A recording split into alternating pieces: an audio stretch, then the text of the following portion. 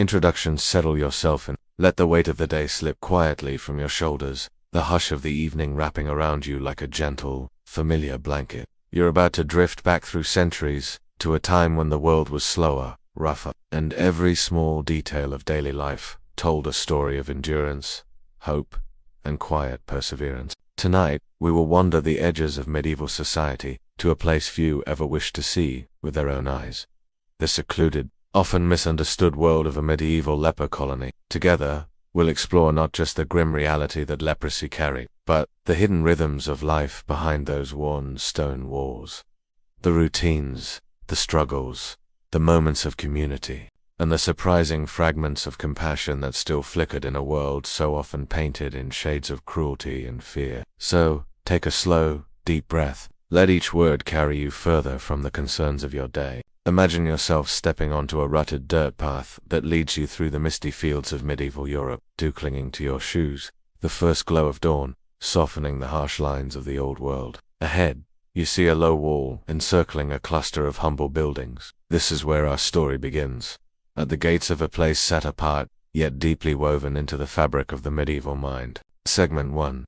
Daily life. Inside the colony, imagine yourself drifting back beyond the reach of engines and screens, beyond the hum of modern roads, to a world where the dark of night lingers longer, and the day begins not with alarm bells or traffic, but with the soft, steady breath of sleeping souls in a shared stone chamber. You are lying on a simple pallet of straw, your head resting on a cloth sack stuffed with hay. Beneath you, the earth floor is cold and uneven, but the rough woolen blanket that covers you holds the ghost of your body's warmth from the long night. Somewhere nearby, you hear the slow creak of someone shifting in their sleep, a faint cough muffled by cloth, the dry rustle of straw as your neighbor tries to find a less painful position. The air inside the leper house, the leprosarium, as it might be called in Latin, is thick with a scent of damp stone, wood smoke, and a slightly sweet sour smell that comes from bodies left too long in the same linens. There are cracks in the walls where the cold creeps in, making you draw your blanket tighter to your shoulders. But beyond those walls, the sun is beginning its gentle ascent, and its first fragile light steals through the slits of the shutters.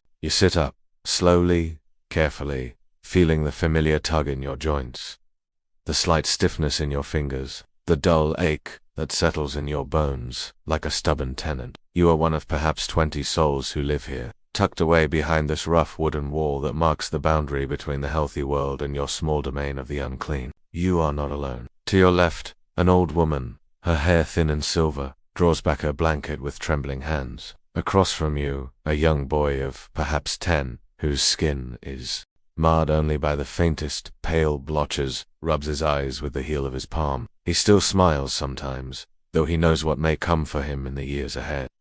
The day begins with small rituals, practiced so often that they require no words. You wrap your feet in scraps of linen, padding the worst of the sores, and slip your cracked feet into leather shoes that once belonged to someone else, a gift left at the gate by an anonymous donor. In this place, little goes to waste. You move out into the crisp morning air, passing through a narrow doorway with a lintel so low you must bow your head.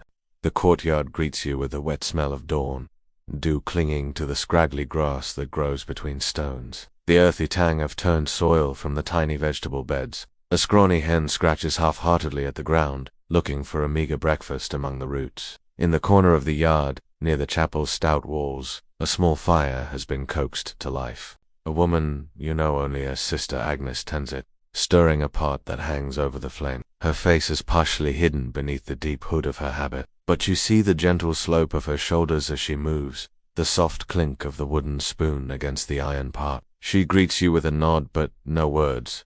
Speech can be difficult here, when sores pucker lips and swell throats. The pot holds a thin broth, bits of barley, a handful of limp greens, a bone or two left to boil until the last shred of flavor is coaxed out. Sister Agnes ladles a portion into a crude wooden bowl and presses it into your hands. It is warm, and the steam that rises carries with it the faint promise of comfort. You sit on a stone ledge and sip the broth slowly, savoring each mouthful.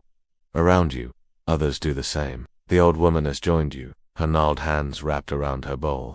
The boy cradles his portion, his lap, dipping a chunk of hard bread into it to soften each bite. He glances at you and offers a shy, gap-toothed grin before turning back to his meal. Once breakfast is done, the bowls are rinsed in a shallow basin of cold water. Water is precious here. A well stands at the far end of the courtyard, its bucket crusted with frost this early in spring. One of the healthier men, a stooped figure named Jacob, holds the bucket up, each pull a slow struggle. He pours water into clay jugs to be used for drinking, washing, tending wounds. After the meal, you join a small procession that gathers at the chapel door. The chapel is the colony's heartbeat.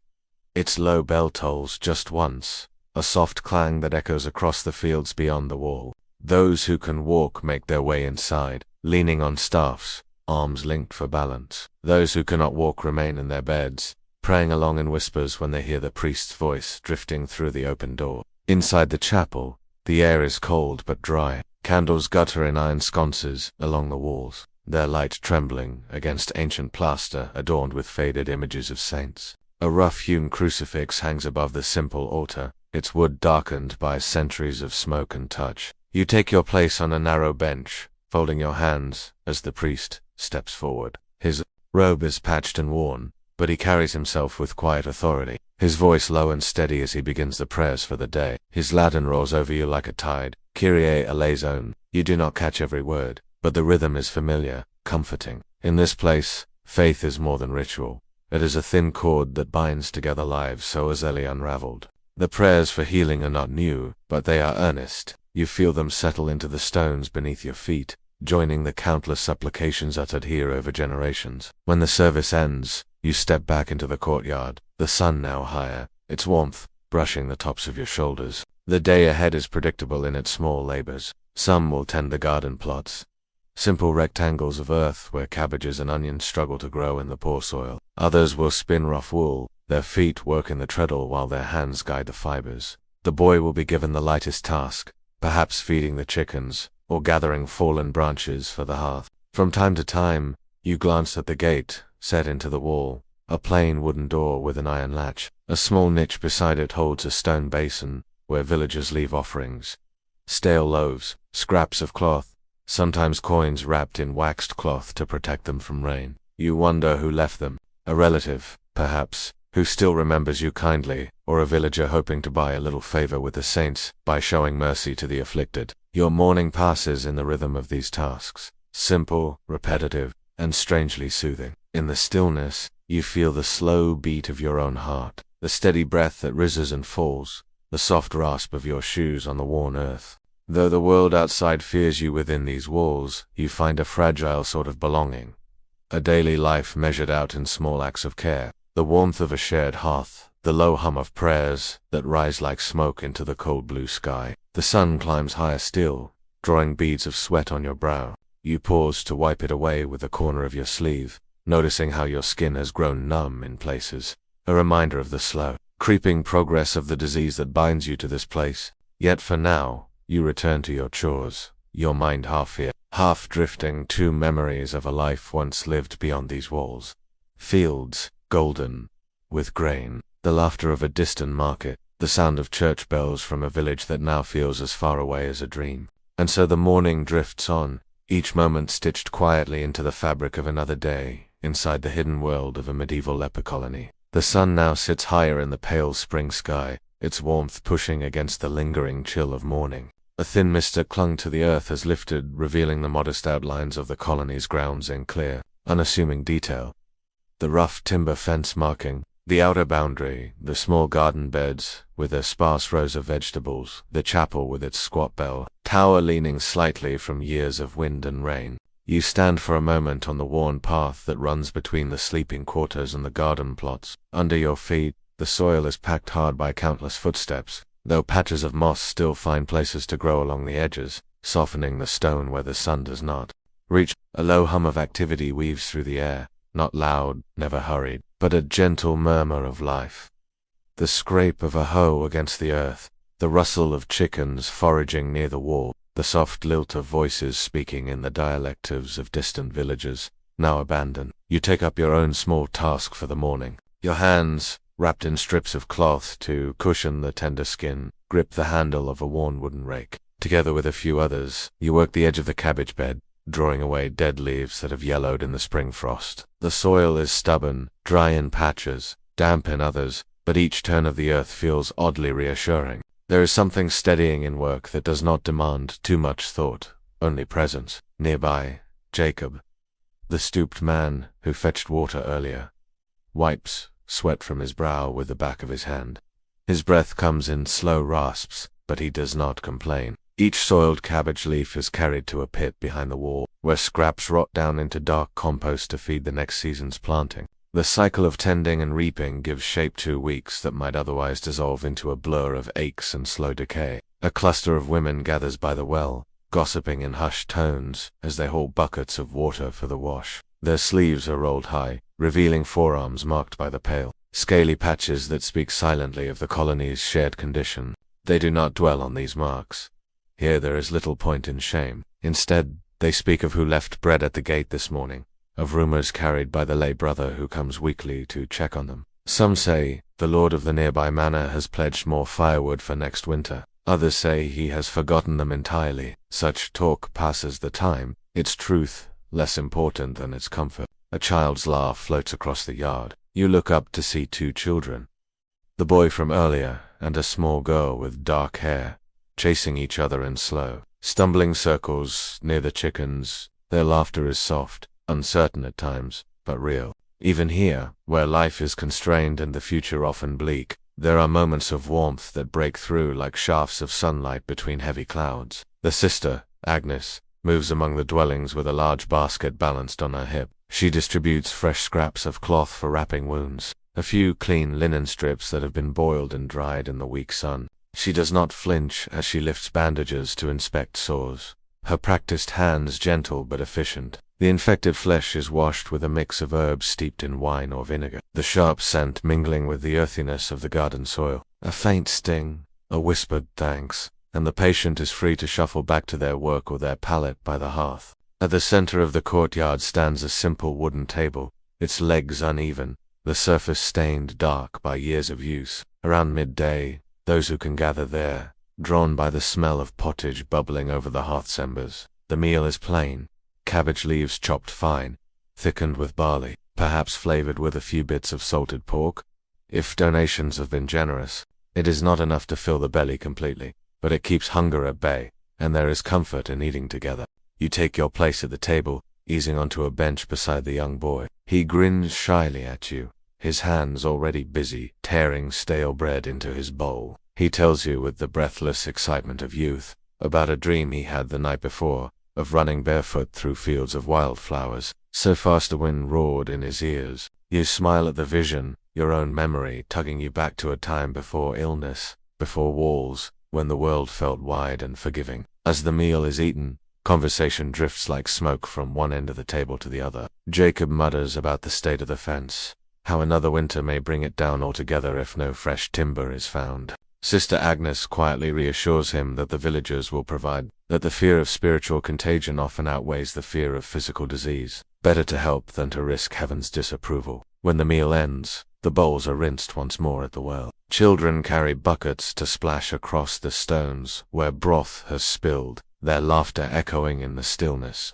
The scraps left behind, crusts of bread, wilted, cabbage leaves, are gathered to feed the chickens, a small circle of giving that keeps the colony alive. For a while after, the courtyard settles into a hush. Some find shade under the narrow awning beside the chapel, their bodies easing into the warmth of a midday nap. Others sit with their backs to the sun-warmed stones, mending torn sleeves or twisting lengths of coarse wool into usable thread. The soft, repetitive motions of spinning and sewing offer a rhythm as comforting as prayer, small gestures of usefulness in a world that often sees you only as lost or unclean. Beyond the walls, you can hear the distant murmur of village life, the lowing of cattle in a nearby pasture, the distant bark of a dog, the faint clang of a blacksmith's hammer carried on the breeze. The sounds are reminders of a world just beyond reach, a world that fears you and pities you in equal measure, yet can never quite forget you exist. In this midday hour, when the sun is at its peak and the shadows are at their shortest, the Lepra colony holds its breath. For this brief span, there is no past to mourn, no future to dread. There is only the steady beat of your heart, the warmth of the sun on your back, and the comforting presence of those who share your quiet exile. The rhythm of life here is not grand or dramatic, but in its constancy, It is oddly reassuring. Humanity persists, finds its footing, and carries on. And so you rest your hands on your knees, feeling the roughness of the linen, the faint pulse in your wrist. You breathe in the scent of wood smoke and tilled soil. Around you the hush deepens, inviting you to close your eyes, if only for a moment, and drift away on the whisper of a breeze that carries the promise of another small mercy. The simple grace of a moment, as peace in a world that rarely grants it. The sun has begun its slow descent now, slipping from its noonday throne to cast long, drowsy shadows across the yard. The air grows softer, the brightness more forgiving on eyes that squint against glare. A breeze stirs the worn linen, pinned 2 lines, strung between the chapel and the outer wall. Strips of cloth, bleached by the sun and wind, waiting to be wrapped again around wounds that never quite heal. In this quiet place, the afternoon is the time when the rhythm of work picks up once more. It is not hurried, for haste has no real place here. Instead, there is a deliberate patience in each task. As though everyone knows, there is time enough to finish what must be done. And more truthfully, time enough to do it again tomorrow and the next day until the world shifts or the body fails. Imagine yourself now kneeling near the garden's edge, your fingers buried in the warm soil. You and 3 others have gathered to tend the rows of root vegetables.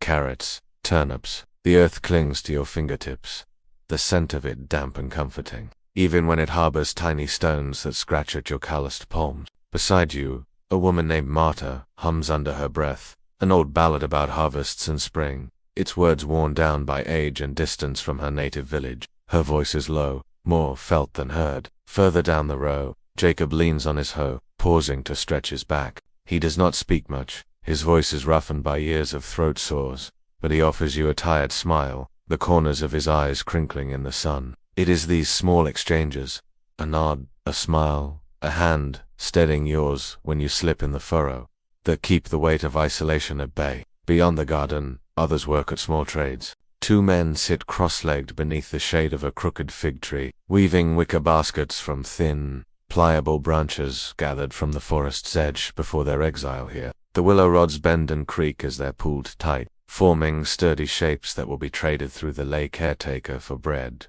salt, or candles. Each woven basket is a testament. The hands that the world has cast out can still create, still shape something useful and good. In the low building near the wall, the hospice they call it, Sister Agnes tends to the more fragile residents. The sickest lie on pallets stuffed with fresh straw, their bodies shrouded in rough woolen blankets that scratch at thin skin. She moves quietly among them, her small lamp casting a warm circle of light onto pale faces. She changes bandages steeped in herbs, rosemary for its scent, sage for its cleansing, and murmurs words that soothe as much as they heal. Some patients drift in and out of sleep, murmuring half-remembered prayers, hands clutching tokens carved from wood, a tiny cross, a bead of bone polished smooth. For them, the outside world is no longer even a rumor. Their world has become the steady footfall of Sister Agnes, the scrape of the fire poker in the hearth, the sound of a sparrow nesting in the rafters overhead. And when the wind shifts, they hear the chapel bell, calling all to prayer. Outside, a small boy and girl, the same children who played in the morning, now sit on the worn steps of the chapel, their feet dangling above the dusty earth. Between them, they share a piece of cloth and a handful of river stones, worn smooth by time. They play a simple game, rolling the stones to knock others from the cloth, giggling at small triumphs and playful misses. Their laughter is thin but bright, like sunlight breaking through a stormy sky. You stand for a moment, leaning on your rake, and watch them. In that instant, the walls of the colony do not feel like a prison but a small sanctuary, a pocket of humanity carved out of the world sphere. Here, children can still find a game in the dust, and the old can find comfort in the feel of earth and the rhythm of toil. The caretaker, a lay brother from the nearby priory, arrives at the gate, his brown robes brushing against his dust-caked sandals. He does not enter fully, but stands at the threshold, passing small bundles through the iron grill set into the gate's planks. A sack of barley meal, a bundle of rushes for the hearth, a few strips of smoked fish. He speaks with Sister Agnes in soft tones, making the sign of the cross when he departs, as though to shield himself from what lingers behind the walls. As the afternoon stretches on, the sun dips lower, gilding the tops of the trees beyond the fence with a gentle glow. The smell of wood smoke curls up from the hearth where the evening pottage begins its slow simmer. The scraps from the day's garden work, wilted leaves, gnawed carrot tops, have been gathered to feed the scrawny hens that peck and cluck near the compost pit. Their feathers are patchy, but their presence is strangely comforting, a reminder that life, however fragile, persists. You carry your tools back to the storage shed, where the air is thick with the scent of dried herbs hung in bundles from the rafters. Lavender to calm, thyme to cleanse wounds, garlic to ward off illness.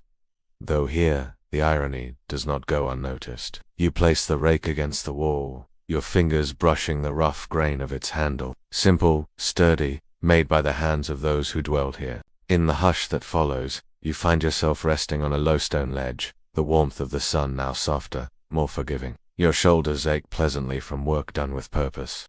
Around you, the others drift back toward the courtyard's center, drawn by the promise of the hearth's glow and the companionship that waits there. A soft voice carries from the chapel steps. The boy is reciting a psalm, half-remembered words he learned from his mother before she left him at the gate. His thin voice threads through the stillness, weaving a fragile connection between what was and what is, what might be and what must be endured. And so the afternoon settles into its final hour, a gentle unwinding of labor, unmurmured prayers, the steady heartbeat of a place that holds its people, however broken, within its walls. You close your eyes for a moment, feeling the last warmth of the sun on your face, the rough fabric of your sleeve beneath your fingertips. The world beyond the wall may look upon you with fear, but here, in this small, hidden place, you are not alone. You are part of a rhythm that echoes quietly through the stones, the soil, and the hearts of those who dwell here. The last rays of sunlight stretch like thin fingers across the courtyard,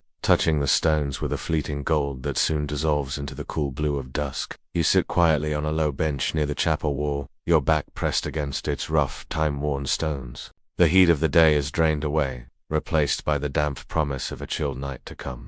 You hear it before you see it.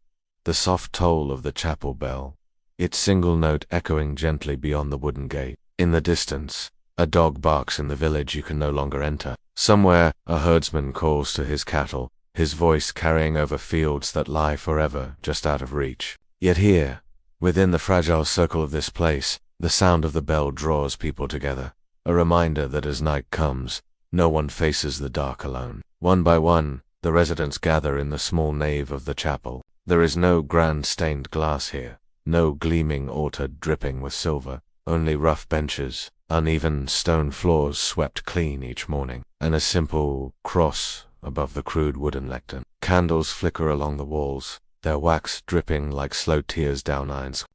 The flames' glow spills across bowed heads, the lines of faces marked by age, illness, and the wear of lives spent on the margins. Sister Agnes stands at the front, her voice hushed yet steady. She leads a prayer, for the health of souls, for mercy and suffering, for gratitude for the bread they have shared. You murmur the familiar words with the others, your voice a thread woven into the soft tapestry of devotion that fills the chapel's hollow air. Afterward, as dusk deepens to night, the people drift back toward the main hall. The central hearth has been stoked with fresh rushes, and the last scraps of wood saved from the caretaker's weekly bundle. Its warmth radiates in a soft circle, pushing back the damp that creeps through the cracks in the walls. You find your place on a pallet near the hearth, your knees tucked beneath a coarse blanket that scratches your skin yet keeps you from the worst of the cold. The evening meal is simple, a thin stew ladled into wooden bowls, stale bread to soak up what little fat clings to the broth,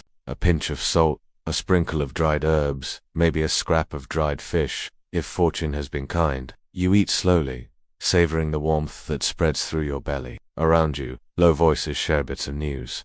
A rumor that a nearby lord may fund repairs to the gate before winter. A whisper that a traveling friar brought a relic that might heal those who touch it. In the quiet glow of the hearth, even the wildest hope seems worthy of belief. When the bowls are empty, they are rinsed in the same cold water hauled from the well, then stacked neatly for the morning. Some linger near the fire, wrapping shawls around thin shoulders, listening to the crackle of flames. Others retreat to their pallets, curling into strophled bedding that creaks and sighs beneath them. You stay for a moment longer, your hands held out to the hearth, palms soaking in the warmth. Sister Agnes moves past you, her steps soft on the uneven floor. She carries with her a small bundle of herbs tied with rough twine. She tosses it onto the fire, and a gentle scent rises. Lavender and rosemary, meant to soothe the air, to sweeten the stale smell that clings to every wall and blanket. A young man with hollow eyes begins to hum an old hymn, his voice wavering but clear. The tune drifts through the hall, weaving around the soft crackle of the fire. The children, the same boy and girl who played by the garden, lean against each other, eyelids drooping, small hands tangled in the fabric of each other's sleeves. They do not yet understand all that lies ahead, and perhaps it is better that way. In this place, innocence is fragile, but it is a spark that warms even the darkest corners. As the fire burns low, you slip away to your pallet. The straw shifts beneath you, the rough blanket pulled up to your chin. Around you, the sounds of sleep gather like an unseen blanket. The soft wheeze of breath, the faint cough that echoes from the far corner, the gentle shuffle as someone shifts in their restless dreams. You close your eyes, yet your mind drifts, wandering past the walls that guard you from the outside world's fear. You imagine for a moment that you are standing at the edge of the fields beyond the gate, the grass cold beneath your bare feet, the moonlight silvering every furrow and hedge. You see your old home, your mother's hands kneading dough, your father's laughter echoing from the barn. For a moment, the distance between then and now feels thin, like a veil you could slip through if you only reached far enough. But dawn will come soon enough, and the rhythm will begin again, the scratch of straw, the chill of morning air, the slow steps to the hearth. The garden will need tending. The chapel will fill with low voices, murmuring prayers that float like drifting smoke. And in the simple weight of each small task, you will find your place once more among those who share this hidden corner of the world. And so you breathe out slowly, letting the sounds of the hearth and the chapel bell echo in your memory. Sleep comes not as a thief, but as a quiet companion, settling beside you as the embers fade to ash. Within the walls of this modest colony, life continues. Not in grand gestures or sweeping triumphs, but in the small, persistent acts of care that bind the weary together. Night folds itself around the colony like a heavy wool cloak. Stars wheel overhead, unseen by eyes already closed in rest. And in this hush, a truth lingers, though marked as untouchable by the world outside. Within these walls, each life, however frail, is still held, still known, and still, in its own humble way. Segment 2. Stories of individual Simon. Her name is Margaret. In the village beyond the hedge in the pasture, people still whisper it sometimes when they pass by the old path that once led to her door. Long ago, that path was marked by the scratch of her broom across the threshold each morning, sweeping away the stray leaves that gathered overnight. She was a mother before she was anything else. Her cottage was small, its thatched roof patched with straw that her husband gathered from the fields after harvest. Inside, the air always carried the warmth of a hearth that never went cold. The scent of baking bread, and the faint, sweet trace of dried lavender hung from the rafters to keep the moths away. She was known in the village for her gentle hands and her easy laughter, though her voice was quiet, as if she kept some secret melody hidden just behind her lips. Margaret's days once began in much the same way they do now, though the walls around her have changed. Before dawn, she rose to the sound of a rooster crowing somewhere. Down the lane, her bare feet tracing the familiar chill of the packed earth floor, she would kneel by her children's straw beds, tucking the blanket close around thin shoulders, pressing a kiss to foreheads that smelled faintly of hay and sleep. In the small garden behind her house, she grew onions and cabbage, mint to ease the belly, and a single rosebush that bloomed in the leanest soil. She sold what she could spare at the village market, the coins tucked carefully into a cloth pouch sewn into her sleeve. Her husband worked the fields for a local lord, his back bent to the plow, boots caked with mud by the time he returned each evening. They were poor, but so was everyone, and in the way of the poor, they found comfort in simple certainties. The warmth of soup simmering on the hearth, the creak of the bed as they lay side by side, the sound of their children's laughter echoing against the low cottage walls. When the first pale patch appeared on the skin of her arm, Margaret did not notice it right away. It came as a faint, numb place near the elbow, a small spot that did not sting when she brushed against the rough wool of her tunic. She told no one at first. Why would she? There was bread to knead, children to feed, herbs to gather in the forests, dappled light. But the numbness spread, a creeping hush beneath her skin. A simple cut failed to bleed. Neighbors began to watch her more closely. Whispers grew like brambles behind her back. The old woman who traded eggs for herbs stopped coming to her door. The baker's wife pulled her children away when Margaret passed near the market store. Her husband grew quiet, his eyes heavy with worry and something else, something like fear that he did not know how to name. When the village priest came one day, his cloak heavy with the scent of damp wool and incense, Margaret sat on her low stool and held her youngest child close. The priest's eyes were kind, but they did not linger on the child. They traced the pale blossoms on Margaret's skin, the places where sensation had fled like a startled bird. He spoke of penance and patience, of how the church must protect the village, must guard the souls of all who dwelt within its boundary. She was given time to gather her things: a spare tunic, a blanket, a carved wooden spoon that had been her mother's.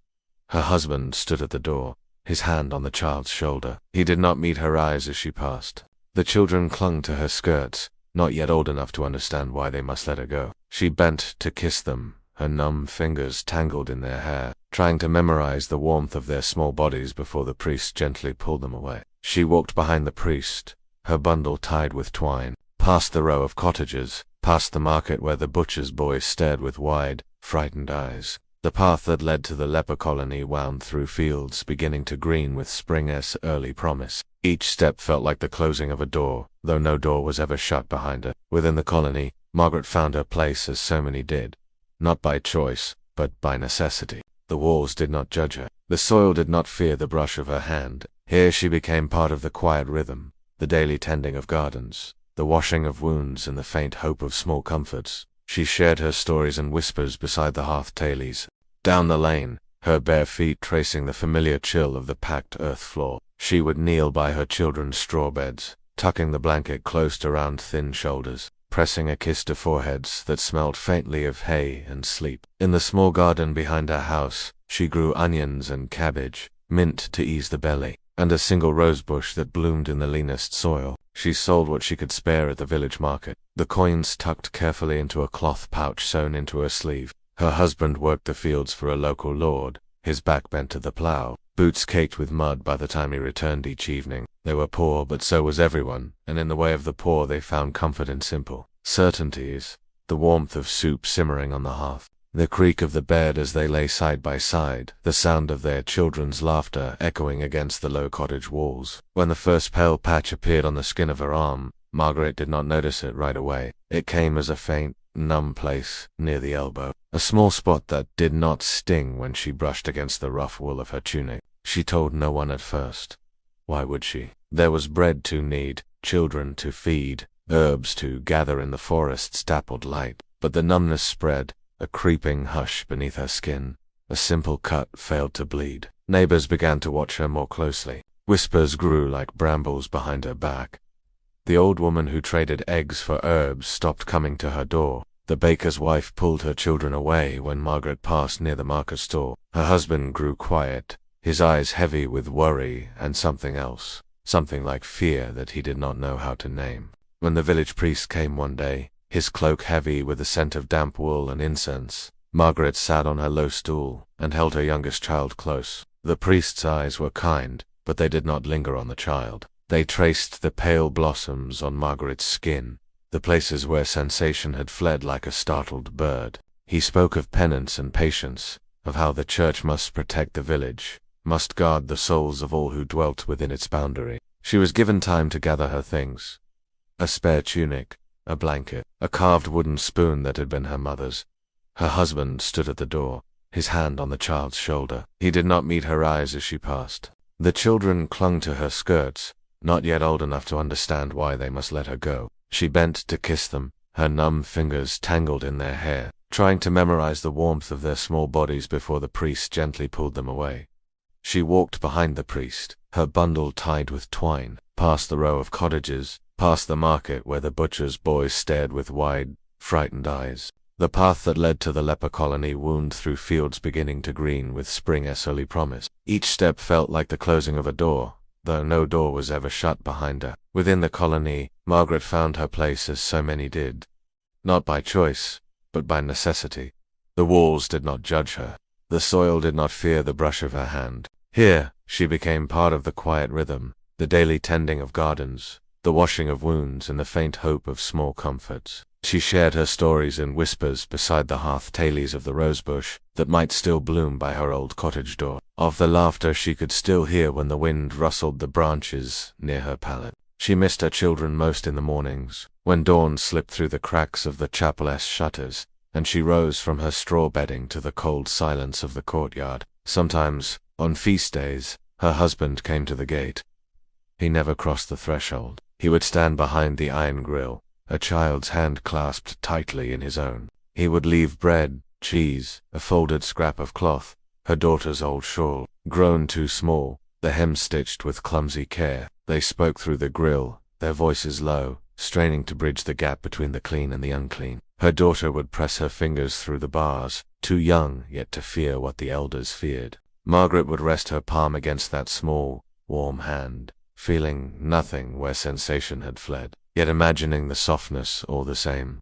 Years passed in this quiet way. The rosebush by the cottage bloomed each spring, or so she imagined, its petals pink and stubborn in the hard soil. Her children grew, their visits fewer, their voices deeper when they came. The villagers spoke her name less and less, as if time itself could scrub her from their memories. But within the walls, Margaret found a new kind of family. She sat by the hearth with Sister Agnes, sharing stories of birthings and harvest feasts. She taught the young boy, the same one who played near the garden, how to mend a torn hem, how to twist a length of flax into thread.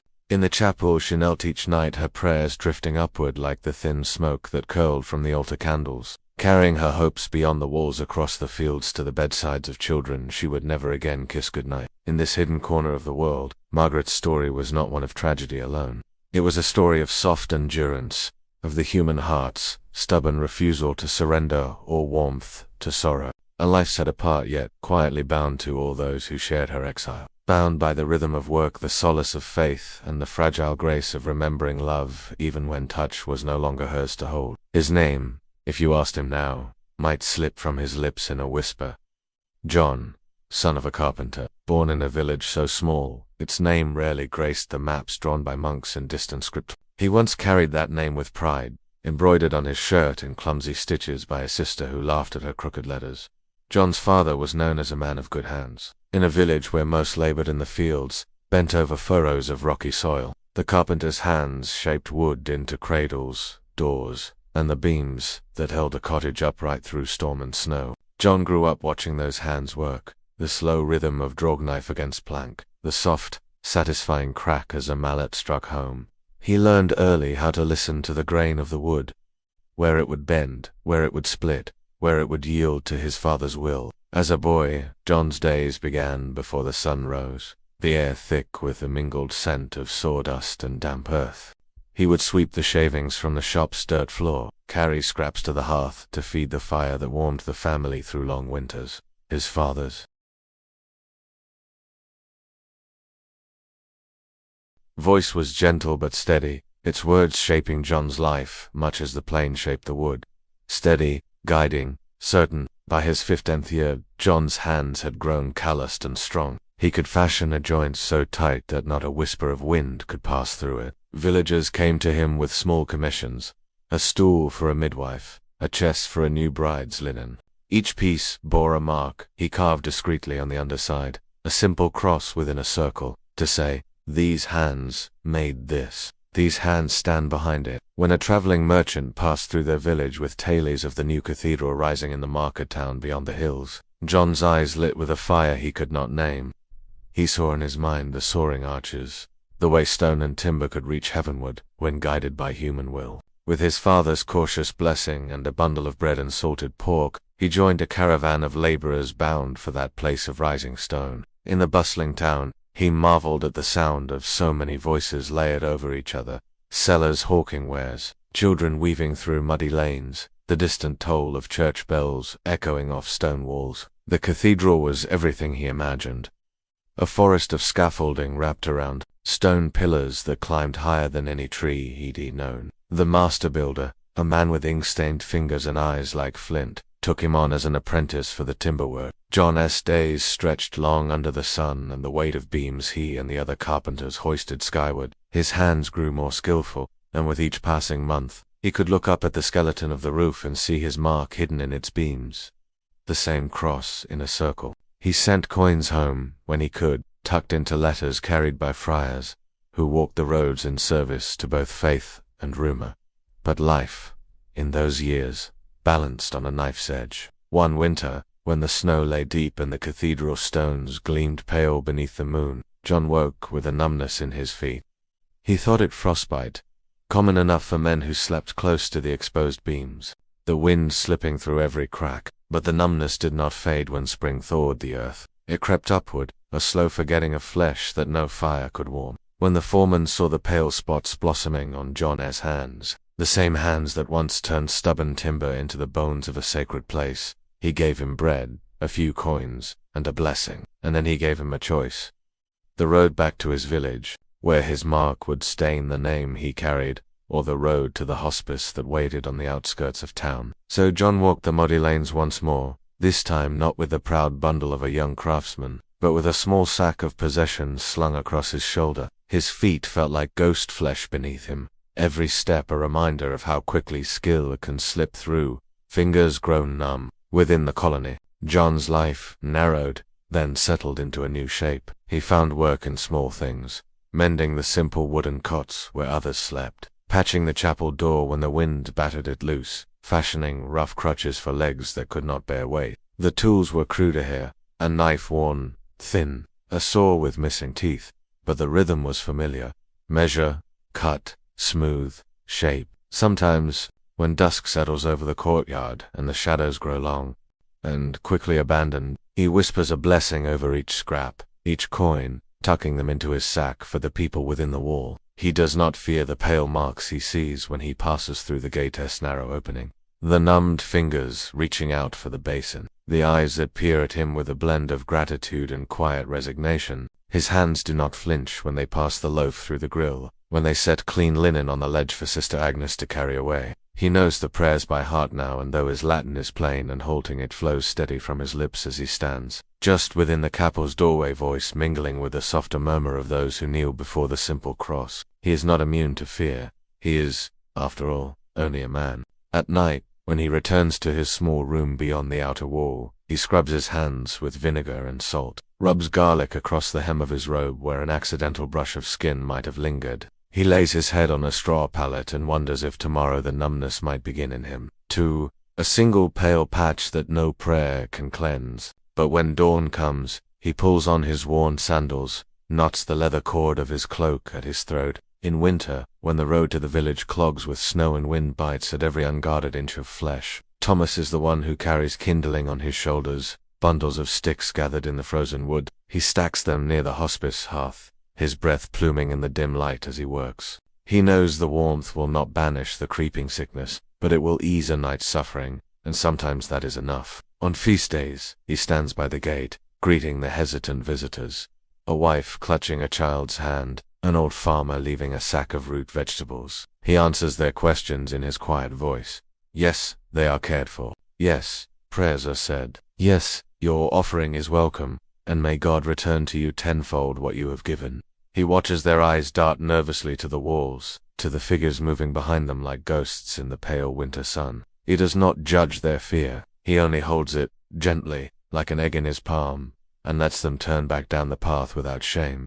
Sometimes, at the chapel's threshold, he lingers long after the last candle has guttered out. He whispers names into the hush, names entrusted to him by trembling voices at the grill scents. Daughters, mothers, fathers. He speaks them as if each name were a thread in a fraying cloth that he tries, in his humble way, to stitch back together. His own name he does not say. There is no need. He is known here simply by his footfall on the path, the soft creak of the gate, the warmth of his hands as they pass through the narrow opening to set down a loaf of bread.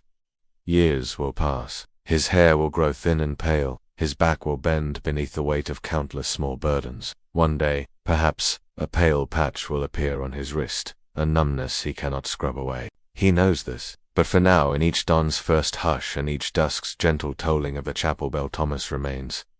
A quiet bridge between two worlds, a keeper of small mercies, a reminder that even in the deepest exile the echo of compassion lingers like a lamp left, burning in a window, waiting for someone lost to find their way home. If you stand at the far edge of the colony's small courtyard, where the garden beds fade into scrub and moss, you'll see her there, Anna, A girl of maybe 9 summers, her hair a wild nest of curls that catches every bit of wind that slips through the wooden palisade. Her tunic, once a rough burlap sack cut to size by Sister Agnes's careful hands, is now patched, so many times that it carries a quilt of colors and shapes. Small signs of care in a world that has so often turned away. Anna does not remember much of the life before the wars. Her earliest memory is of being lifted from a straw cart at dawn, the road behind her dissolving into mist. She recalls the hands that placed her down on the hard-packed earth, the fleeting warmth of her mother's palm pressed to her cheek. The face above her was pale and strained, eyes rimmed red with weeping, though the tears did not fall. Then the figures turned away, one tall, one shorter, the wheel ruts of the cart quickly swallowed by the rutted road. Inside these walls, Anna has grown like a wildflower pushed up through the cracks of an old stone wall. Unexpected, resilient, strangely beautiful in her way. She knows the rhythms of the colony better than many grown old within them. She knows the creak of the chapel door when Sister Agnes slips inside for evening prayers. She knows the soft shuffle of Thomas's feet as he passes the wooden gate before first light. She knows the muffled coughs that echo through the dormitory when cold nights settle too deep in the lungs. But for Anna, these sounds are not the grim notes of exile. They are simply the music of her world. She finds joy in small things that others might overlook. The way the chickens chase each other in the dusty yard, the glisten of dew on the cabbages just before the sun tips over the wall. She sits 4 hours near the stone basin at the gate, watching the villagers come and go. She likes to guess what each one carries hidden beneath the folds of their cloaks. Apples from the orchard, perhaps, or a scrap of cloth to bind a wound. When the chapel bell tolls, Anna does not always kneel like the others. Sometimes she sits on the low stone steps, her back pressed against the sun-warmed wall, humming snatches of songs she's gathered from half-remembered lullabies. The older folk let her be. They know the prayers rise just as well from her laughter as from any whisper. Latinus days are a patchwork of small tasks, each one a way to belong. She gathers kindling from the copse of scrubby trees that clings to the fence's outer edge. She carries baskets of scraps to the chickens, scattering peels and stale crusts with an exaggerated flourish that makes the birds scurry about her feet. She likes the soft brush of their feathers on her bare ankles, the clucks that sound to her like words only she can understand. Sometimes, in the hush between chores, Anna slips away to her secret corner, a gap behind the old garden wall where wildflowers bloom stubbornly each spring. Here, the world feels softer, and for a while she forgets the way the villagers watch her with eyes full of pity and fear when they glimpse her through the grill. She weaves crowns from dandelions and daisy chains, threading them into her tangled hair like a tiny queen of a hidden realm. She does not know what her skin's pale patches mean, not fully. She notices how Sister Agnes inspects her hands more closely than the others, how the rough linen wraps around, and, quickly abandoned, he whispers a blessing over each scrap, each coin, tucking them into his sack for the people within the wall. He does not fear the pale marks he sees when he passes through the gate's narrow opening. The numbed fingers reaching out for the basin, the eyes that peer at him with a blend of gratitude and quiet resignation. His hands do not flinch when they pass the loaf through the grill, when they set clean linen on the ledge for Sister Agnes to carry away. He knows the prayers by heart now, and though his Latin is plain and halting, it flows steady from his lips as he stands, just within the capel's doorway, voice mingling with the softer murmur of those who kneel before the simple cross. He is not immune to fear. He is, after all, only a man. At night, when he returns to his small room beyond the outer wall, he scrubs his hands with vinegar and salt, rubs garlic across the hem of his robe where an accidental brush of skin might have lingered. He lays his head on a straw pallet and wonders if tomorrow the numbness might begin in him, too, a single pale patch that no prayer can cleanse. But when dawn comes, he pulls on his worn sandals, knots the leather cord of his cloak at his throat. In winter, when the road to the village clogs with snow and wind bites at every unguarded inch of flesh, Thomas is the one who carries kindling on his shoulders, bundles of sticks gathered in the frozen wood. He stacks them near the hospice hearth, his breath pluming in the dim light as he works. He knows the warmth will not banish the creeping sickness, but it will ease a night's suffering, and sometimes that is enough. On feast days, he stands by the gate, greeting the hesitant visitors, a wife clutching a child's hand, an old farmer leaving a sack of root vegetables. He answers their questions in his quiet voice. Yes, they are cared for. Yes, prayers are said. Yes, Your offering is welcome, and may God return to you tenfold what you have given. He watches their eyes dart nervously to the walls, to the figures moving behind them like ghosts in the pale winter sun.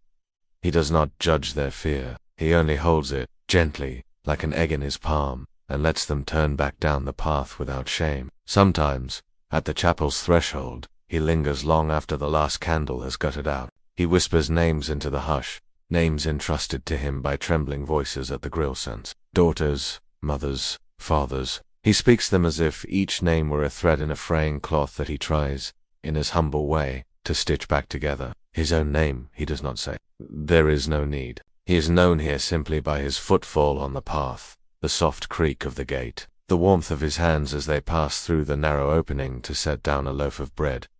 Years will pass. His hair will grow thin and pale. His back will bend beneath the weight of countless small burdens. One day, perhaps, a pale patch will appear on his wrist, a numbness he cannot scrub away. He knows this. But for now, in each dawn's first hush and each dusk's gentle tolling of the chapel bell, Thomas remains. A quiet bridge between two worlds, a keeper of small mercies, a reminder that even in the deepest exile the echo of compassion lingers like a lamp left, burning in a window, waiting for someone lost to find their way home. If you stand at the far edge of the colony's small courtyard, where the garden beds fade into scrub and moss, you'll see her there, Anna, a girl of maybe 9 summers, her hair a wild nest of curls that catches every bit of wind that slips through the wooden palisade. Her tunic, once a rough burlap sack cut to size by Sister Agnes's careful hands, is now patched, so many times that it carries a quilt of colors and shapes. Small signs of care in a world that is so often turned away. Anna does not remember much of the life before the walls. Her earliest memory is of being lifted from a straw cart at dawn, the road behind her dissolving into mist. She recalls the hands that placed her down on the hard-packed earth, the fleeting warmth of her mother's palm pressed to her cheek. The face above her was pale and strained, eyes rimmed red with weeping, though the tears did not fall. Then the figures turned away, one tall, one shorter, the wheel ruts of the cart quickly swallowed by the rutted road. Inside these walls, Anna has grown like a wildflower pushed up through the cracks of an old stone wall. Unexpected, resilient, strangely beautiful in her way. She knows the rhythms of the colony better than many grown old within them. She knows the creak of the chapel door when Sister Agnes slips inside for evening prayers. She knows the soft shuffle of Thomas's feet as he passes the wooden gate before first light. She knows the muffled coughs that echo through the dormitory when cold nights settle too deep in the lungs. But for Anna, these sounds are not the grim notes of exile. They are simply the music of her world. She finds joy in small things that others might overlook. The way the chickens chase each other in the dusty yard, the glisten of dew on the cabbages just before the sun tips over the wall. She sits 4 hours near the stone basin at the gate, watching the villagers come and go. She likes to guess what each one carries hidden beneath the folds of their cloaks. Apples from the orchard, perhaps, or a scrap of cloth to bind a wound. When the chapel bell tolls, Anna does not always kneel like the others. Sometimes she sits on the low stone steps, her back pressed against the sun-warmed wall, humming snatches of songs she's gathered from half-remembered lullabies. The older folk let her be. They know the prayers rise just as well from her laughter as from any whisper. Latinus days are a patchwork of small tasks, each one a way to belong. She gathers kindling from the copse of scrubby trees that clings to the fence's outer edge. She carries baskets of scraps to the chickens, scattering peels and stale crusts with an exaggerated flourish that makes the birds scurry about her feet. She likes the soft brush of their feathers on her bare ankles, the clucks that sound to her like words only she can understand. Sometimes, in the hush between chores, Anna slips away to her secret corner, a gap behind the old garden wall where wildflowers bloom stubbornly each spring. Here, the world feels softer, and for a while she forgets the way the villagers watch her with eyes full of pity and fear when they glimpse her through the grill. She weaves crowns from dandelions and daisy chains, threading them into her tangled hair like a tiny queen of a hidden realm. She does not know what her skin's pale patches mean, not fully. She notices how Sister Agnes inspects her hands more closely than the others, how the rough linen wraps around her feet even when she feels no pain there. Sometimes, in the night, she wakes to find the older ones weeping softly, pressing cloths to wounds that do not heal. She wonders if she, too, will come to know those same aches. But these thoughts are fleeting, like clouds crossing a summer sky. Anna's favorite time is dusk. As the sun melts into the horizon, painting the courtyard in honeyed gold, she gathers with the others by the hearth. She listens to the old carpenter's son speak of beams and cathedrals that scrape the sky. She watches Margaret, the mother, mend worn tunics, her fingers deft even where they tremble. Anna goes close, sometimes resting her head on Sister Inez's lap, tracing the lines of the old nun's palm with a fingertip. If you asked her, she might tell you this place is not a prison, but a kind of home. Strange and small, yet full of people who see her, who know her name. Out there, beyond the wall, she would be the untouchable child, the ghost that haunts the edges of a village. But here, she is, Anna, who sings with the birds, and makes crowns for the chickens, and tucks small flowers behind the ears of the weary when they rest. One night, when the moon is bright and the world lies still, Anna wakes and tiptoes to the chapel. She kneels on the cold stone floor, the hem of her patchwork tunic brushing the flagstones. She whispers her own prayer, not for healing, for she does not yet fear what she does not understand, but for the people she loves in this little pocket of the world. For Thomas, who brings bread. For Sister Agnes, who bandages wounds and hums lullabies. For the carpenter's son, who carves crosses in wood. And for Margaret, who weaves old stories into warmth that fills the hush of night. When she finishes, she presses her palm to the chapel's stone wall. Its chill sinks into her skin, yet she feels a flicker of warmth somewhere beneath,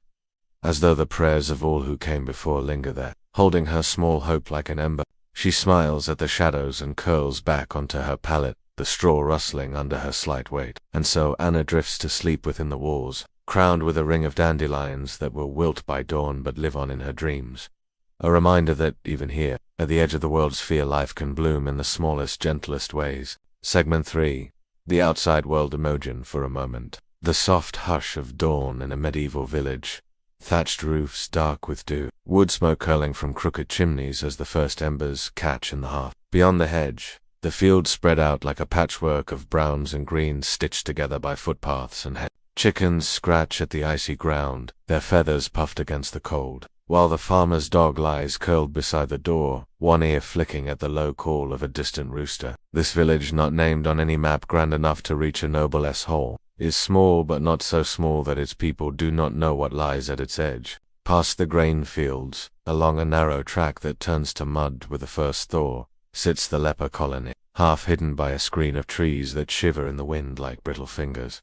To the villagers, the colony is both a wound and a ward. A wound because it is there, a reminder of the creeping sickness that can mark a man or woman without warning, pulling them from the hearthside to the stone cell beyond the wall. A ward because, in its strange, enclosed way, it keeps that same fear at bay, the danger contained by the walls they built themselves, a barrier between misfortune and daily bread. They do not speak of it often, but the colony lives in their prayers, in the small gestures that stitch their ordinary days to the hidden world on the other side. At the parish church, the priest reminds them of the duty they owe, to remember the poor and the sick, to bring bread to the hungry, to bury the dead with prayers for their souls. Some nod solemnly in the pews, rosary beads warm in their palms, while others shift uncomfortably, their eyes drawn to the church windows, as if they might glimpse the distant wall through the stained glass. On market day, whispers sometimes pass between the stalls. A farmer might lean in close to his wife and mutter that he saw Thomas, the caretaker, crossing the square with his basket. What did he carry this time?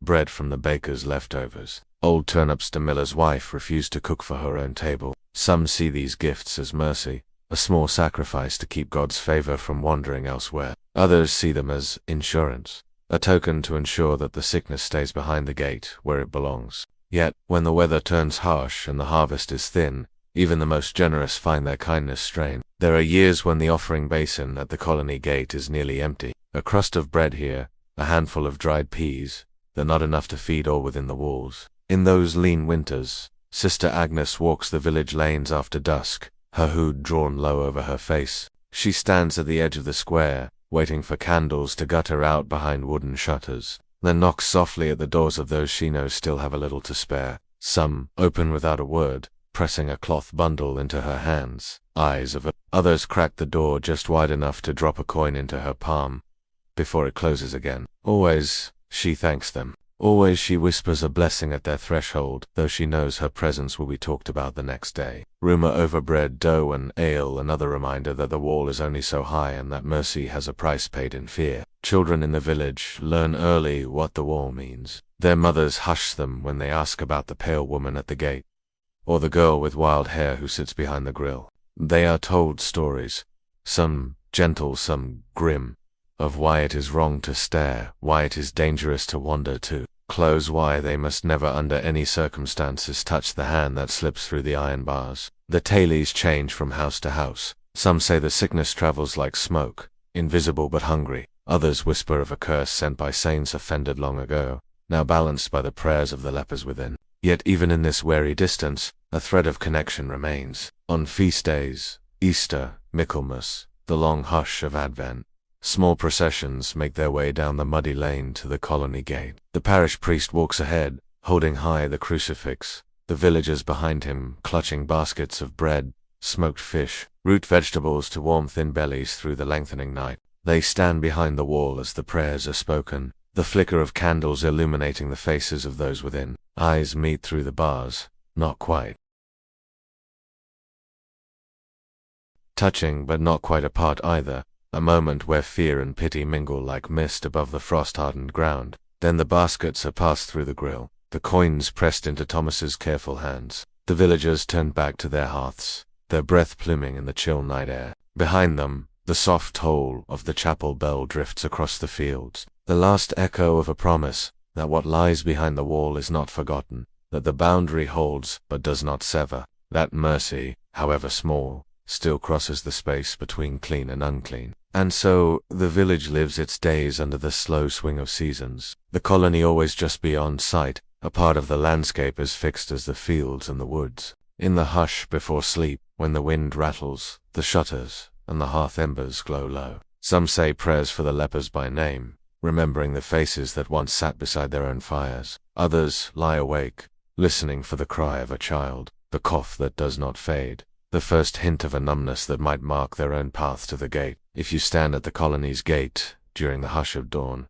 you might glimpse through the drifting mist the small dark figure of a friar or parish priest making his slow way up the winding path from the village. The hem of his robe soaks up the dew clinging to the coarse grass, the rough wooden cross at his breast swinging gently in rhythm with each step. The church, in these centuries, is the breath that stirs even the coldest corners of life, its reach woven into field and hearth, cottage and court, chapel and cloister. And here, at the outer rim of the village's quiet mercy, it binds the world within the walls to the world beyond them with an invisible thread spun from ancient prayers and fragile hope. Within the colony, the chapel is more than timber and stone. It is the heartbeat of this hidden place. Its single bell, though small, carries far across the fields, a soft iron voice that reminds the healthy that souls dwell here too. And it is the priests and friars, moving like shadows in their coarse, wool habits, who keep that heartbeat steady. Some are sent by the local parish, a priest assigned the unenviable task of tending those most feared by the rest. Others come as mendicants, wandering friars, men who have given up all but the clothes on their back and the words in their mouths, bringing whispers of the outside world in the folds of their cloaks.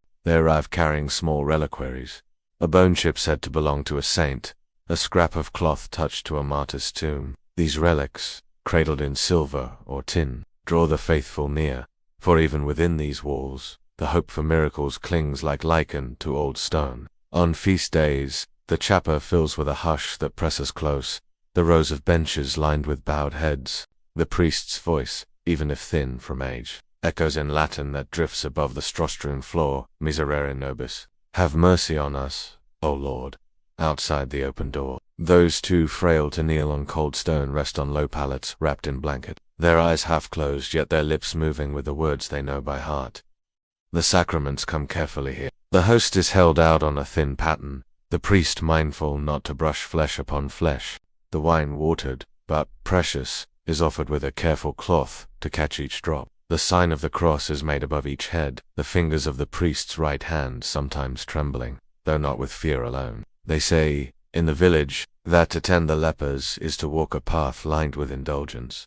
Each act of mercy counted in the ledger of heaven, each whispered prayer weighed in the balance of sins forgiven. The friars bring more than prayers. They bring herbs from monastery gardens, comfrey to soothe swelling, sage to wash wounds, garlic steeped in vinegar as a crude barrier against the creeping sickness. They mix these in low clay bowls, their hands moving with the slow patience of men who know that faith and poultice must walk side by side. Yet even the church's mercy is shaped by the same fear that raised the walls in the first place. When confession is heard, it is done through the narrow slot in the wooden screen. The words pass in low murmurs.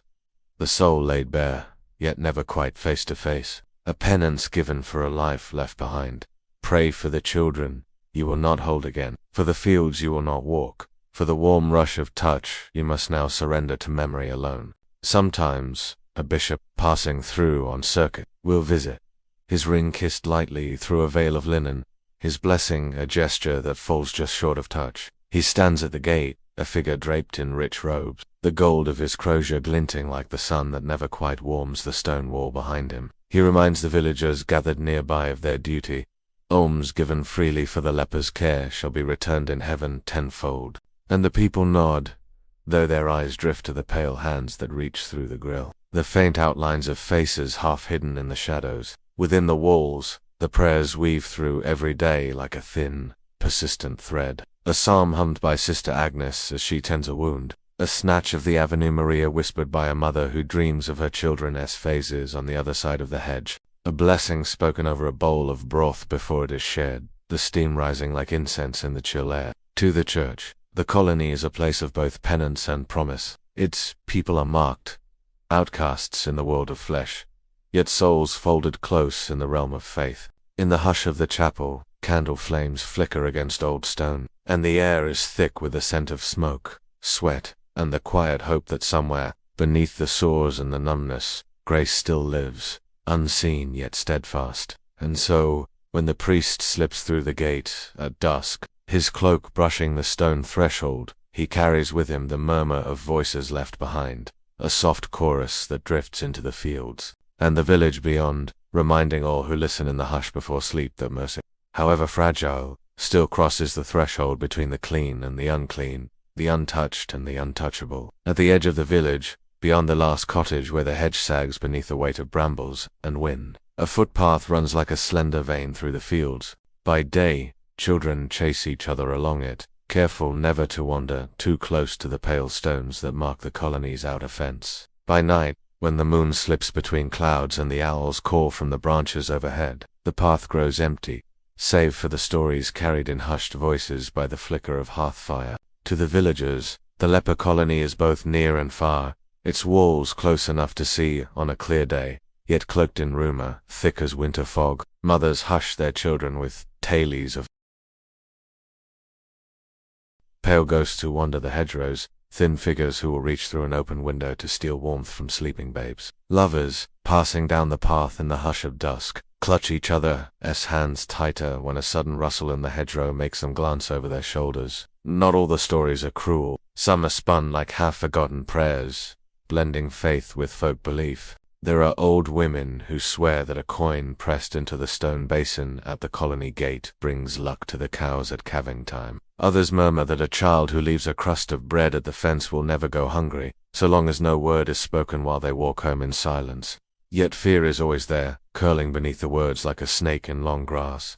The villagers speak of the mark of St. Lazarus, the patron of lepers, who watches from the chapel's crude icon, painted with colors that fade and flake each passing year. They believe that if they forget the offering, the saint may turn his eyes away, letting the sickness slip through the wall to find fresh flesh. Sometimes, the villagers see shapes at the grill, pale hands reaching out, eyes shadowed by hoods or shawls. Children hide behind their mothers' skirts, clutching the folds of rough homespun cloth as though it might keep the air itself from drifting close enough to touch. The caretaker Thomas feels this tension when he stands at the gate, the small tremor of the hands that pass him bread, the way coins are dropped into his palm but onto a slab of stone, as though even a heartbeat's contact might bind the giver to the fate they fear most. Stories creep from house to house like mice in the rafters. Some say the sickness is carried on the wind, drifting down the lane on misty nights when the owls cry. Others believe it seeps up from the earth, punishment for some ancient wrong left undone. There are rumors of the unlucky,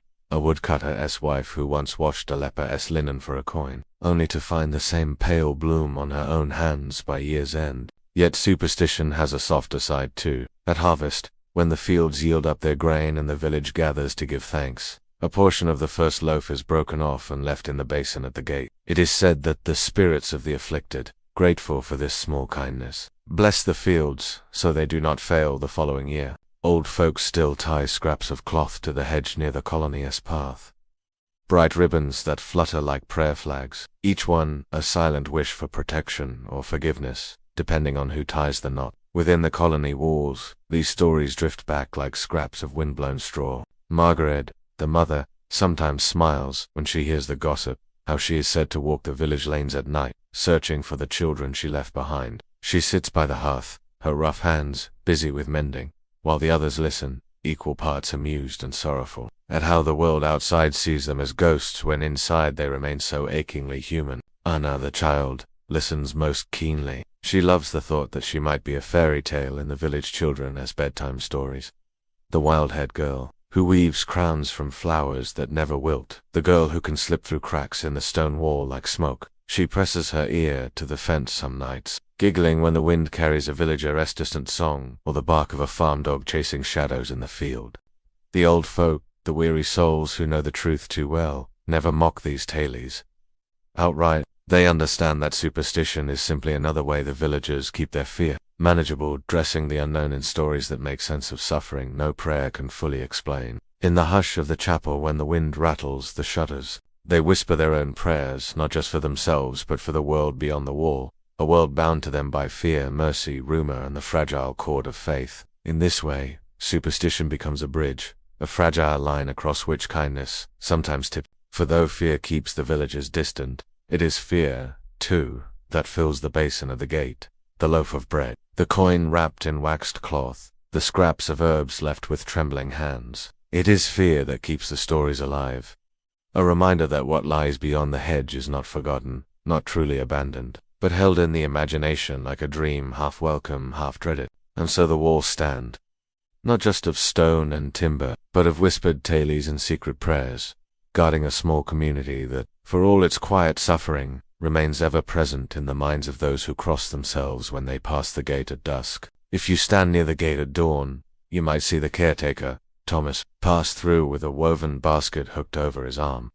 A basket that always returns lighter than when it came, emptied of bread, scraps of meat, cloth, and coins. In this simple ritual, the colony lives or starves by the warmth, or chill, of the village, as uncertain goodwill. In a world where survival is a narrow line walked between harvest and hunger, charity is no easy burden. A farmer who offers an armful of turnips does so knowing his own table may go lean before springer's first buds appear. The miller's wife, setting aside a wedge of coarse rye bread, does so while counting how many mouths tug at her apron for their share. And yet most do it grudgingly or freely, with hands trembling or steady, because even fear cannot fully eclipse the stubborn ember of mercy. Sometimes it is not fear of sin alone that spurs this giving, but a more practical bond, the quiet flow of small trades that keeps the colony's hearths lit through bitter winters. Inside the walls, work goes on. Hands that can still weave, spin, or mend do so. Wicker baskets, shaped by the carpenter's son and those who learned from him, find their way beyond the fence. They are carried by Thomas to the market square left, discreetly with the cloth merchant or the cooper, exchanged for a wedge of salted fish, a length of coarse linen, or a handful of beeswax candles that fight back the night. There are seasons when these baskets carry more than simple goods, seasons when Sister Agnes sets small pouches of dried herbs within them, sage and lavender, rosemary for washing wounds, pennyroyal to keep pests at bay. These humble remedies, tied with twine and bearing the faint scent of the hospice, find their way into village cupboards and over the door lintels, a quiet blessing from hands the world refuses to touch.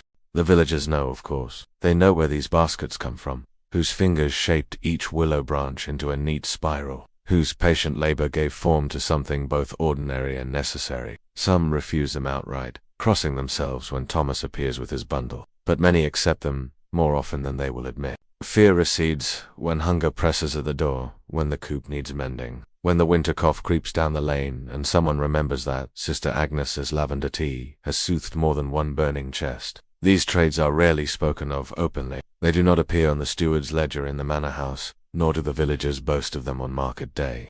They happen in low whispers, in baskets left at the edge of a cart, in coins slipped beneath a folded cloth. They bind the village to the colony in ways that faith alone cannot. Through need, through small comforts, through the stubborn insistence that even the untouchable can still shape something useful and good. And sometimes, in rare moments, the exchange becomes something softer.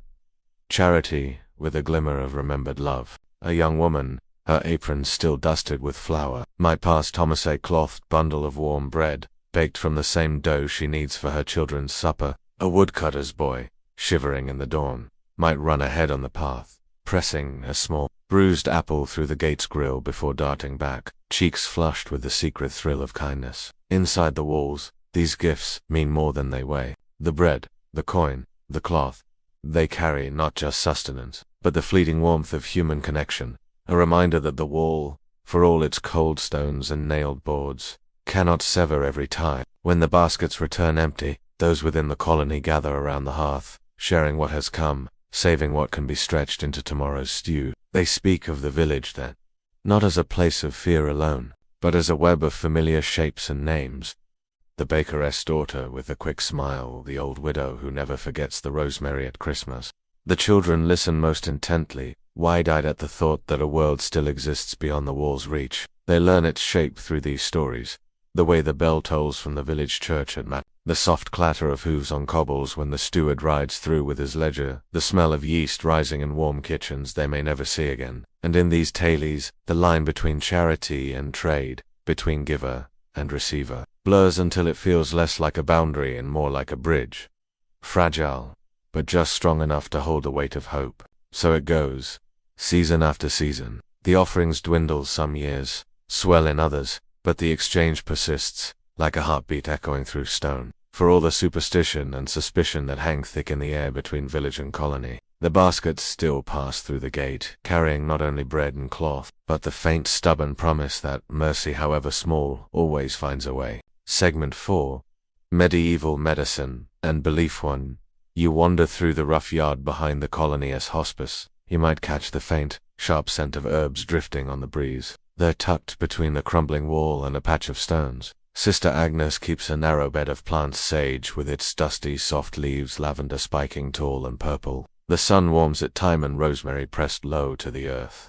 These are small comforts in a place where the sickness in the flesh defies even the bravest prayers. In the Middle Ages, disease was more than the dull ache in a joint or the numb bloom of a pale patch on the skin. It was mystery, trial, and penance, braided together.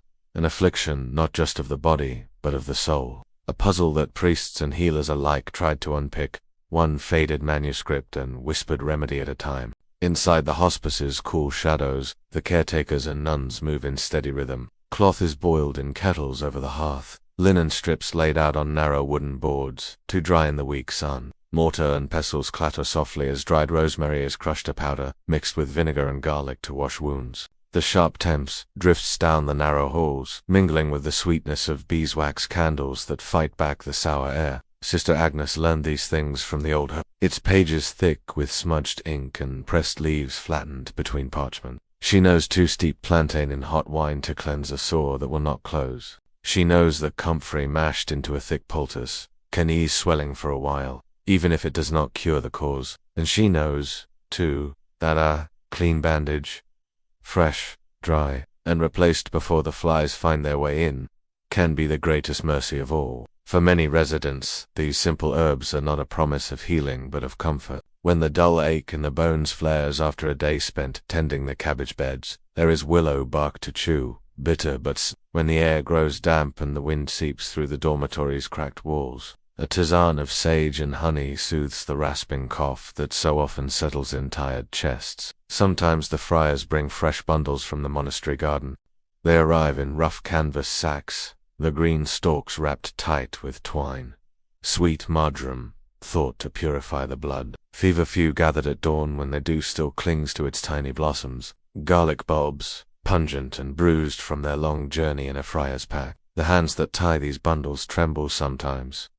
The friars are only men, after all. But the bundles pass through the grill, and within the walls they become small shields against the creeping unknown. Not all remedies come from the garden. In the dark corners of the hospice, clay pots sit lined against the walls, filled with rancid fat and wax, to make salve. A scrap of linen dipped in warm tallow is pressed over a cracked heel, softening skin that has grown thin and fragile. Beeswax mixed with oil smooths the raw edges where sores have torn open, if only for a night's sleep unbroken by pain. Some cling to more curious cures. Bits of old iron, heated and pressed to numb flesh, in the hope that the heat might drive the sickness away. Crushed oyster shells scattered in water and left to stand overnight, then sipped at dawn, the chalky taste clinging to the tongue. Always the prayers, whispered over the wound, over the water, over the thin broth, spooned between parched lips. Sister Agnes never mocks these things. She knows that hope, even when wrapped in nonsense and old wives' tales, carries its own bomb. She will press the warm cloth to a fevered brow, recite the psalm that seems to settle the fluttering heart, tie the herbal poultice in place with a clean strip of linen. In the hush after her work, she will sit beside the patient's pallet, her fingers resting on a wrist where the pulse beats thin and soft. She knows when to speak and when to let silence settle, a gentle covering more comforting than words. Within the chapel, too, the herbs leave their mark. Bundles of rosemary hang above the small altar, their scent rising with the candle smoke that drifts toward the timber rafters. It is said that rosemary is for remembrance, a promise that those who dwell behind these walls are not forgotten. Not by heaven, not by the saints whose relics lie hidden in tiny not even by the world that watches them from the fields beyond. And so the humble garden, the pestle and mortar, the flickering candles and whispered blessings, all these become part of the slow, quiet struggle to soothe what cannot be fully healed. They remind each patient that even when the body betrays them, the small mercies of human hands and the green hush of the herb bed hold steady against the dark. When dusk falls, Sister Agnes covers her garden with woven mats, to guard against frost. She closes the shutters of the hospice, tucks the last sleeping patient beneath a rough blanket, and kneels by her small wooden cross. She does not ask for miracles. She asks only that the herbs continue to grow, the linen stay clean, the hands that tend the wounds find rest for the night ahead. These are the small prayers that shape the hidden world of a leper colony, whispered between the leaves of sage and rosemary, carried on the wind like a promise that mercy lives leaf by leaf, even when the cure does not come. In the far corner of the colony's humble chapel sits a small locked chest, no larger than a baker's basket. It rests beneath a simple wooden carving of St. Lazarus, patron of lepers, whose name is carried on dry lips when the sores spread and the numbness blooms in skin that no longer feels the brush of wool or the prickle of a straw bed. This chest plane, wood bound with iron bands, holds a single precious thing, a relic. To the villagers beyond the wall, and to the weary souls within, it is more than bone and dust. It is a sliver of hope, a promise wrapped in centuries of faith and whispered tales. They say it is the fragment of a saint's finger once washed in holy water. Across the miles in a friar's satchel, its presence alone, enough to draw pilgrims from paths that wind through tangled woods and open fields. Relics shape the world beyond the colony, but here, they are more than symbols. They are the fragile bridge between flesh that betrays and heaven that forgives. On feast days, the chest is unlocked by the visiting priest, his thin fingers trembling slightly as he lifts the wrap. A tiny casket lined with red cloth, the bone within wrapped in silk, that has frayed at the edges from too many hands, too many prayers. The faithful gather close, though never too close, and bow their heads. Some do not dare to look directly at the relic, but they feel its weight in the hush that settles over the chapel stones. Candles flicker in narrow alcoves, their wax dripping onto rough wood shelves. Smoke curls upward like a thin thread, binding hope to breath. Sometimes, villagers come to, standing beyond the grill set into the chapel's outer wall. They press their foreheads to the cold iron, whispering the names of loved ones left within. Margaret, John, Anna, names that live in the air like fragile birds. Coins drop into the alms basin, wrapped in scraps of cloth, a trade of silver for a blessing. In return, the priest holds the reliquary high, chanting a prayer that drifts over the wall and across the winter-brown fields. Beyond the walls, relics are part of a wider world. There are stories of pilgrims who leave the village, staff in hand, walking mile upon mile to reach a distant shrine where saints sleep in jeweled tombs. Some travel to the great cathedrals, where bones lie beneath marble slabs, worn smooth by centuries of knees pressed in supplication. Others seek holy wells said to cure the marks of sin that no mortal hand can cleanse. For the lepers within the colony, such pilgrimages are dreams carried like embers in the mind's quiet corners. They hear the friars' tales of shrines far away, Canterbury's, even the sacred city of Rome. They imagine the lines of faithful, each kneeling to brush lips against the cold, carved cap, each hoping for a spark of the saint's grace to burn away sickness. A few, in rare moments, have left these walls to make the journey. Margaret once spoke of an old man who tied his feet in cloth and limped behind a cart, all the way to the shrine of St. Auban, his eyes brighter for the stories he carried, though his hands were no less marked by the pale blossoms of the disease. He said the shrine was beautiful, a river of candles, the hush of prayers pressed like secrets into stone. But he knew then that sometimes the pilgrimage does not heal the flesh, so much as soothe the heart that beats within it. Sister Agnes knows this too. She watches as the relic is lifted each holy day, as lips move soundlessly in the low light. She believes in the saint's mercy, but she also knows the value of the warm poultice, the clean cloth, the careful spoonful of broth pressed to cracked lips. She sees in the relic not a guarantee but a comfort, a sign that heaven has not turned its face entirely away. After the relic is returned to its chest, the key turned in its iron lock, the chapel quiets again. The candles burn low, the villagers drift back down the path to their own beds and shuttered windows. Inside, those who came forward to kneel feel the soft weight of a promise they can almost touch. They lie down on straw pallets, the scent of rosemary and melted wax clinging to their hair, and in the hush before sleep, they remember the cool brush of the reliquary's shadow as it passed above them. Outside, the wind stirs the hedge that marks the boundary of their hidden world. Somewhere beyond, a pilgrim on the road passes a wayside shrine, pressing rough lips to the stone, murmuring prayers for a family member left behind the wall. And in this quiet tangle of relics, and roads, shrines, and stories, the people of the leper colony remain part of the world as faith. A small ember kept alive by the hope that somewhere, in bone and silk and candlelight, a fragment of the divine still listens, still cares, still heals, in ways no herb or salve can reach. There is a small patch of ground behind the chapel wall, a place where the grass grows thin and stubborn.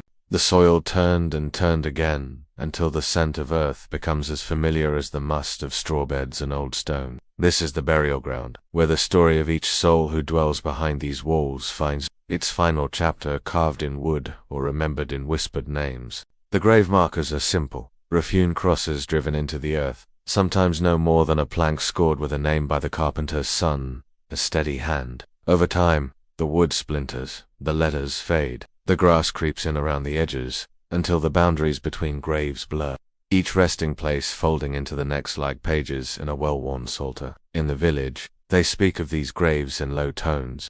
Some believe the ground itself is touched, that to walk across it barefoot might invite the sickness into one's own flesh. Others say that those buried here find an easier path to heaven, their suffering counted twice for penance, once for their own sins, and again for the fear they carried for those who turned away. Whatever they believe, few come near the burial ground once the spade has split the soil. When a resident slips from breath to silence, it begins with a hush. Sister Agnes closes the chapel door, the hinges groaning softly in protest. She moves quietly between the straw pallets, her hand resting on a wrist that no longer carries a pulse. A candle is lit and placed near the head, its small flame a vigil against the cold that gathers so quickly when the spirit slips away. There are no grand funerals here, no tolling cathedral bells or processions draped in silk. Instead, the community gathers in the chapel, the air heavy with beeswax and rosemary smoke, meant to sweeten what the body leaves behind. The priest, if he is present, intones the prayers for the dead, Hecian iten dono eis, Dominius Latin, a soft river that carries the name of the departed beyond the walls.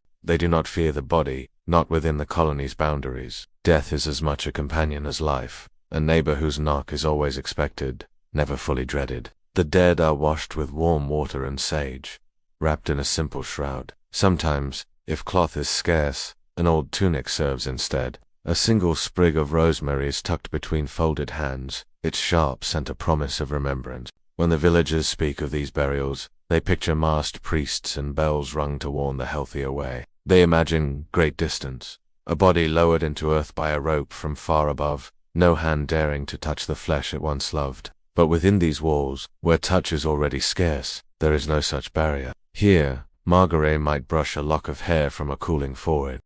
The carpenter's son may plane a plank for a cross long before the grave is dug, the wood stacked behind his workbench like an unspoken litany of names to come. It is Thomas, the caretaker, who digs the grave when Sister Agnes's hands have grown too tired. He knows the weight of the spade, the feel of the earth that clings to his boots. Sometimes he whispers the prayers as he digs, each shovel full of soil a small penance for the living as much as for the dead. He lines the bottom with straw if there is any to spare, a fragile cushion between the body and the cold, indifferent ground. When the time comes, the body is carried a short distance from the chapel.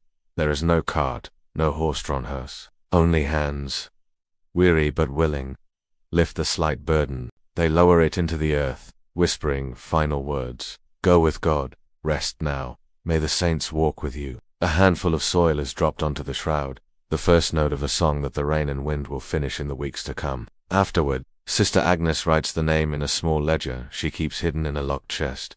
A single page for each soul, their story reduced to a few careful lines. Margaret, mother of 3. John, the carpenter's son. Anna, child of God. These pages are the colony's memory, a fragile defense against the forgetting that creeps as surely as the ivy that climbs the wall. The villagers, when they hear of a death, sometimes leave a token at the gate, a single candle stub, a sprig of yew, a coin pressed into the stone basin.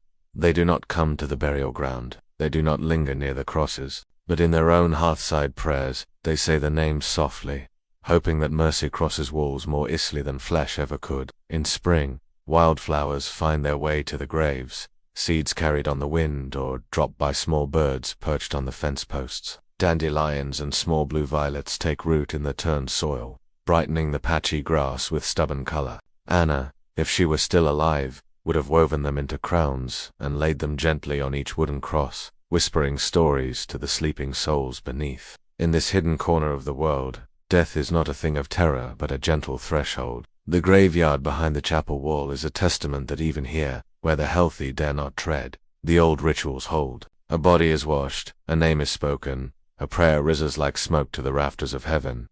A final mercy in a life already marked by exile, yet bound together by a fragile, persistent grace. Step inside the hospice on a damp afternoon, when the rain drums softly against the shutters, and the smell of lavender and vinegar thickens the air.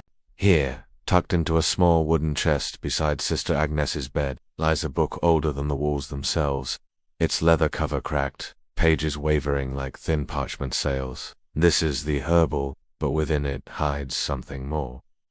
The shadow of medieval medicine, a web spun from ancient Greek scrolls, monkish commentaries, and the hushed words of wandering healers. To the medieval mind, illness was rarely just flesh gone wrong. It was a disturbance of balance, a ripple through the 4 humors. Blood, phlegm, black bile, and yellow bile. Each person carried these within them like streams flowing toward a fragile equilibrium. Too much heat, too much cold, a damp wind, a melancholic spirit. Any shift might tip the balance, inviting sickness to set up its stubborn camp.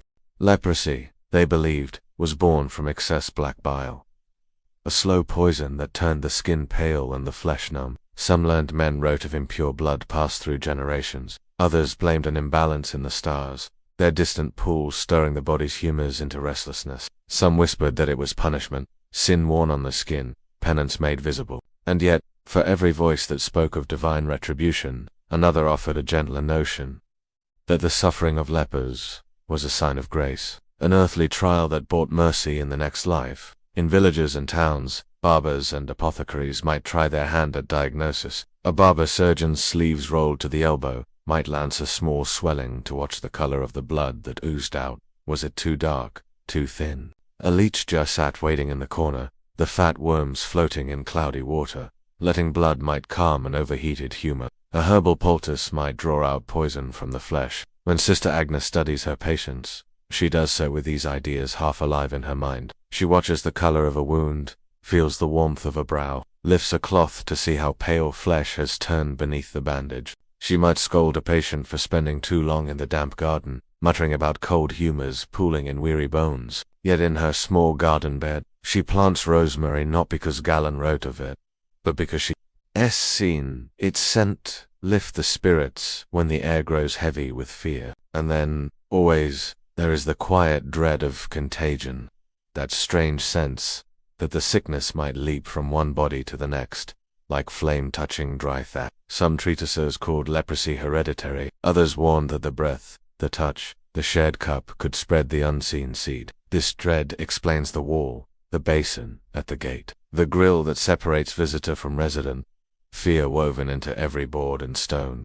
Yet for all these theories, understanding was slow to turn. Knowledge traveled the roads on the backs of friars, carried in parchment satchels, read by flickering candlelight. When the plague came centuries later, people's minds shifted again, knotting new ideas of invisible contagion with old fears. But here, behind these modest walls, the old ways held fast, the balance of humors, the mercy of relics, the sweet pungency of herbs crushed under a pestle while prayers drifted into rafters blackened by smoke. It would take centuries for the true cause of leprosy, a tiny bacterium hidden from any medieval eye, to be named, traced, and finally understood. Centuries before the walls would crumble, the basins empty, the word leper replaced by kinder names. But in this hushed, narrow span of time, the caretakers and patients lived within the best understanding they could hold. That the body was a garden, its soil in need of tending, its streams in need of balance. That mercy, even without cure, was worth the labor of gentle hands. As the rain eases and dusk tucks itself around the hospice walls, Sister Agnes returns the herbal to its chest. She smooths the cover with a thumb worn thin by years of patience, of hope and study, and weary certainty that some mysteries will remain mysteries until this life's final dusk. In the hush, the faint scent of rosemary drifts upward, a reminder that, for all the and bleeding cups, the human heart clings most to small acts. A warm cloth, a clean bed, the simple grace of not being left alone in the dark. Segment 5. Legacy, Folklore, and Modern Archaeology. Imagine yourself standing in a meadow at dawn, dew silvering the tall grasses, the last hush of night still clinging to the earth before the sun crests the low ridge. If you did not know, you might walk through this field and see only a scattering of stones, a slight rise where the earth dips in a shallow hollow. But look closer, and you might find the outline of old walls, half-sunken foundations like the bones of a ribcage long buried. These quiet shapes are all that remained of leper colonies that once dotted the countryside. In the Middle Ages, they stood on the edges of villages, often along well-traveled roads. Some were marked with simple wooden crosses, others with small chapels whose bells tolled faintly across the fields. Many were left to sink back into the soil when the last patient was buried, and the world beyond the hedge forgot their names. Centuries later, the soil remembers. When archaeologists arrive, spades and trowels in hand notebooks, open to record the secrets that Earth is slow to surrender, they kneel in these meadows and find small, stubborn truths. Shards of clay bowls once filled with broth, iron nails that held rough planks. Together fragments of rosary beads tucked beside a buried wrist. Bones speak too, though they do so in a hush that demands gentle listening. In one excavated burial ground they find skulls marked by the telltale signs. The subtle narrowing of nasal bones, the loss of small bones in hands and feet, the healed fractures of joints that grew fragile yet bore the patient's weight until the last day. These bones carry no judgment. They do not repeat the whispers of fear that once built the walls around them. They lie instead in rows, each one a testament that, even in exile, these people lived full, ordinary days, woke to the crow of roosters, tended gardens, whispered prayers by candlelight. Sometimes, a grave holds a simple offering, a scallop shell tied around the neck of a skeleton, proof that this person, at some point in life, made a pilgrimage to a shrine far away, hoping for the saint's mercy to wash the sickness from their flesh. Other graves reveal a cross carved from local oak, placed carefully between folded hands. A scrap of copper, the last trace of a coin given by a villager, rests near the hip, its edges greened with time. In the monastery records kept in cracked volumes of Latin, researchers find lines that bring these traces back to life, lists of alms given names, inscribed with faint notations. Marta, Pauperum, Margaret, Mother of the Poor,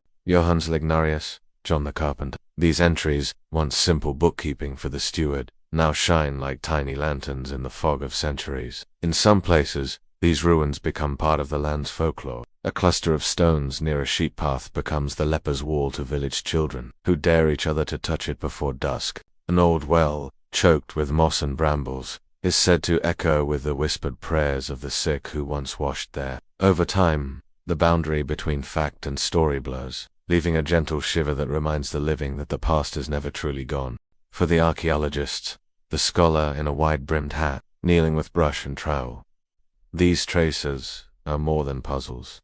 They are quiet voices. Each broken bowl or bone fragment is a reminder that the colony was never just a place of sorrow and dread, but a place of human warmth, a hearth tended through cold nights, a garden coaxed to bloom in thin soil, a chapel where the low murmur of psalms rose like incense into rafters blackened by years of candle flame. When the work is done for the day, the researchers stand up, stretch stiff backs, and look across the fields. The sun dips low, gold spilling across the ruined walls. In that light, they might see what once was, the small courtyard, the shuffle of sandaled feet, the careful tending of herbs beside the hospice wall. And in that moment, the boundary between past and present grows thin enough to touch, like the edge of a dream that lingers when you wake. So the meadow returns to its hush. The earth closes softly around what it keeps, holding tight the shape of lives once hidden but never lost.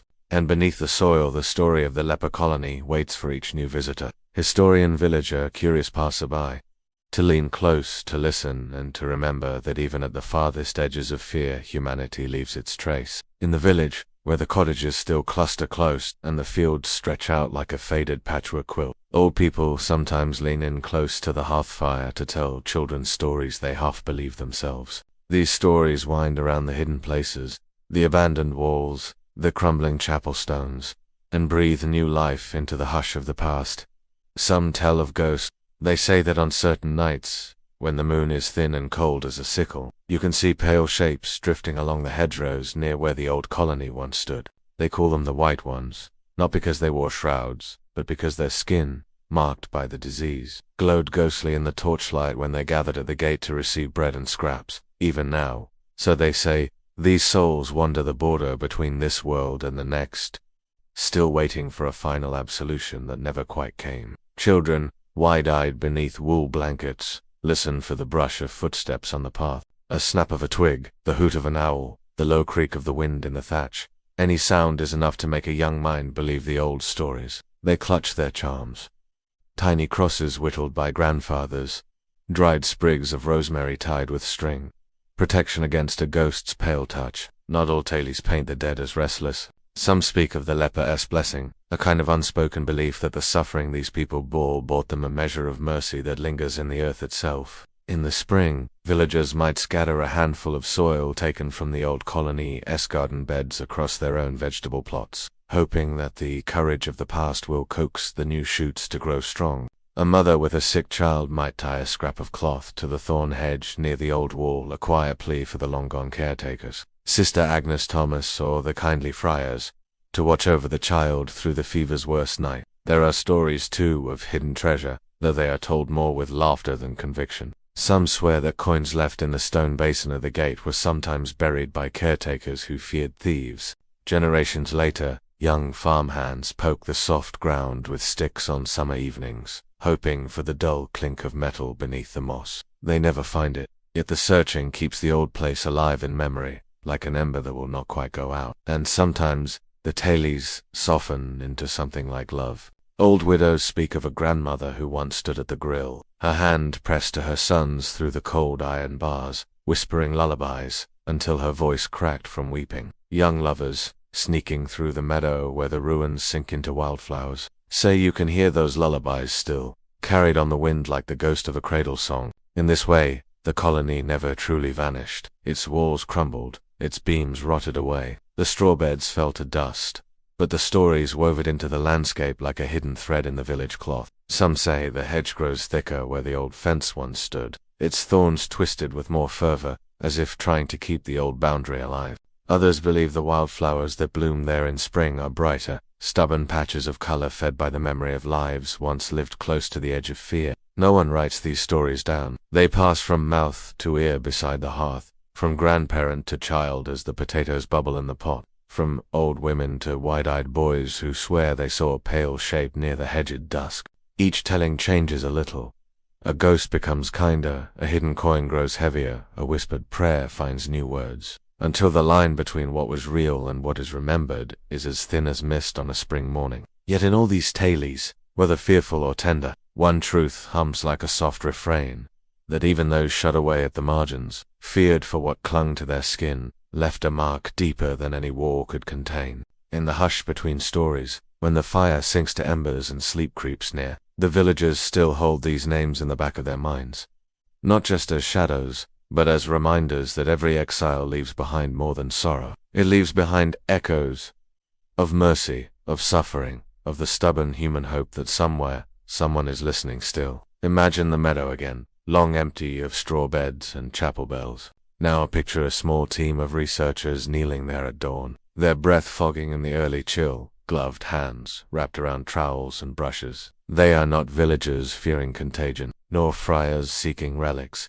They are seekers of quiet truths buried where no eyes have lingered for centuries. For decades now, archaeologists and bioarchaeologists have followed the faint lines of these lost colonies. Some discoveries begin with an old parish map showing a patch of land marked leprosarium in the curling Latin script of a monastery scribe. Others start when a farmer's plow strikes stone, or a child's foot disturbs a bit of pottery hidden in the field.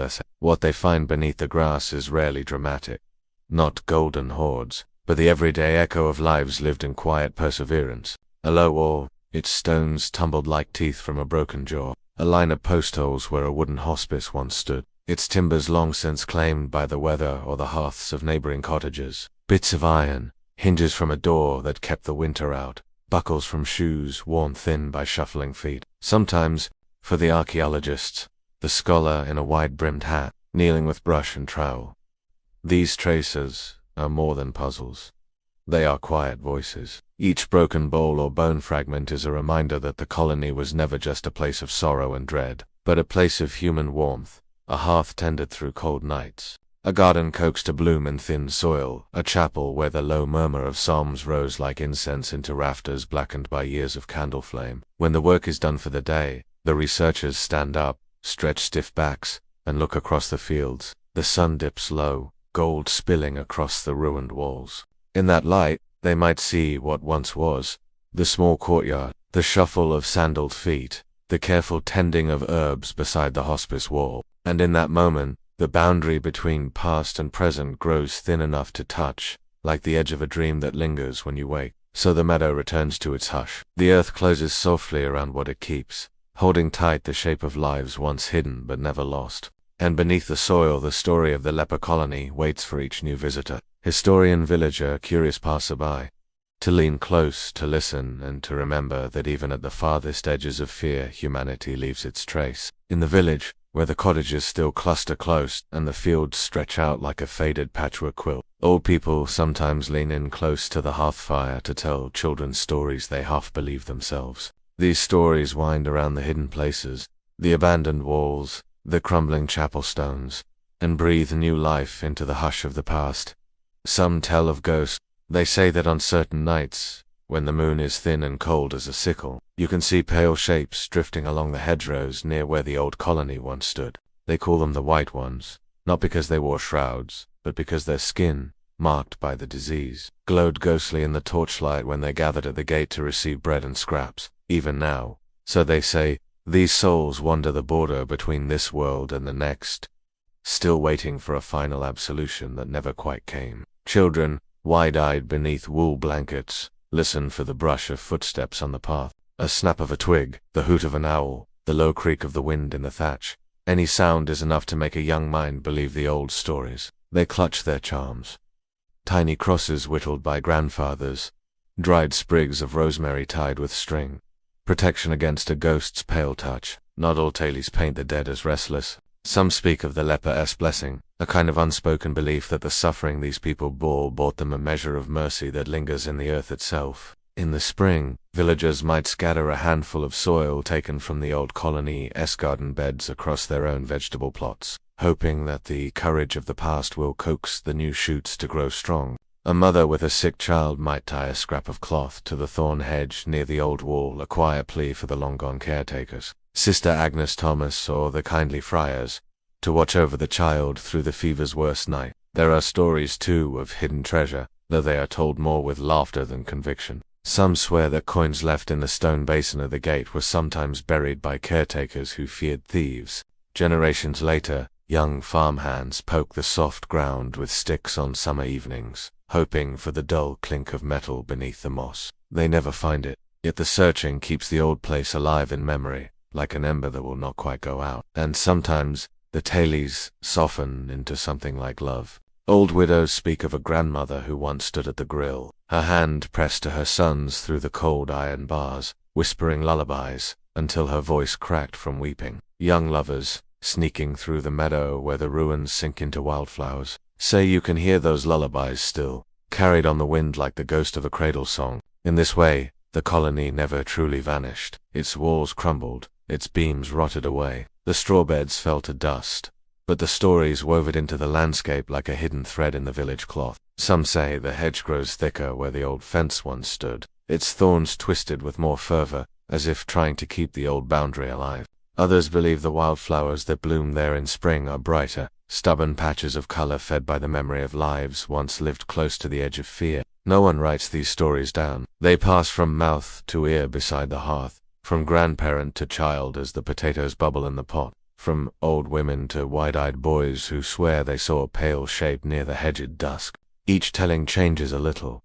A ghost becomes kinder, a hidden coin grows heavier, a whispered prayer finds new words, until the line between what was real and what is remembered is as thin as mist on a spring morning. Yet in all these tales, whether fearful or tender, one truth hums like a soft refrain, that even those shut away at the margins, feared for what clung to their skin, left a mark deeper than any war could contain. In the hush between stories, when the fire sinks to embers and sleep creeps near, the villagers still hold these names in the back of their minds.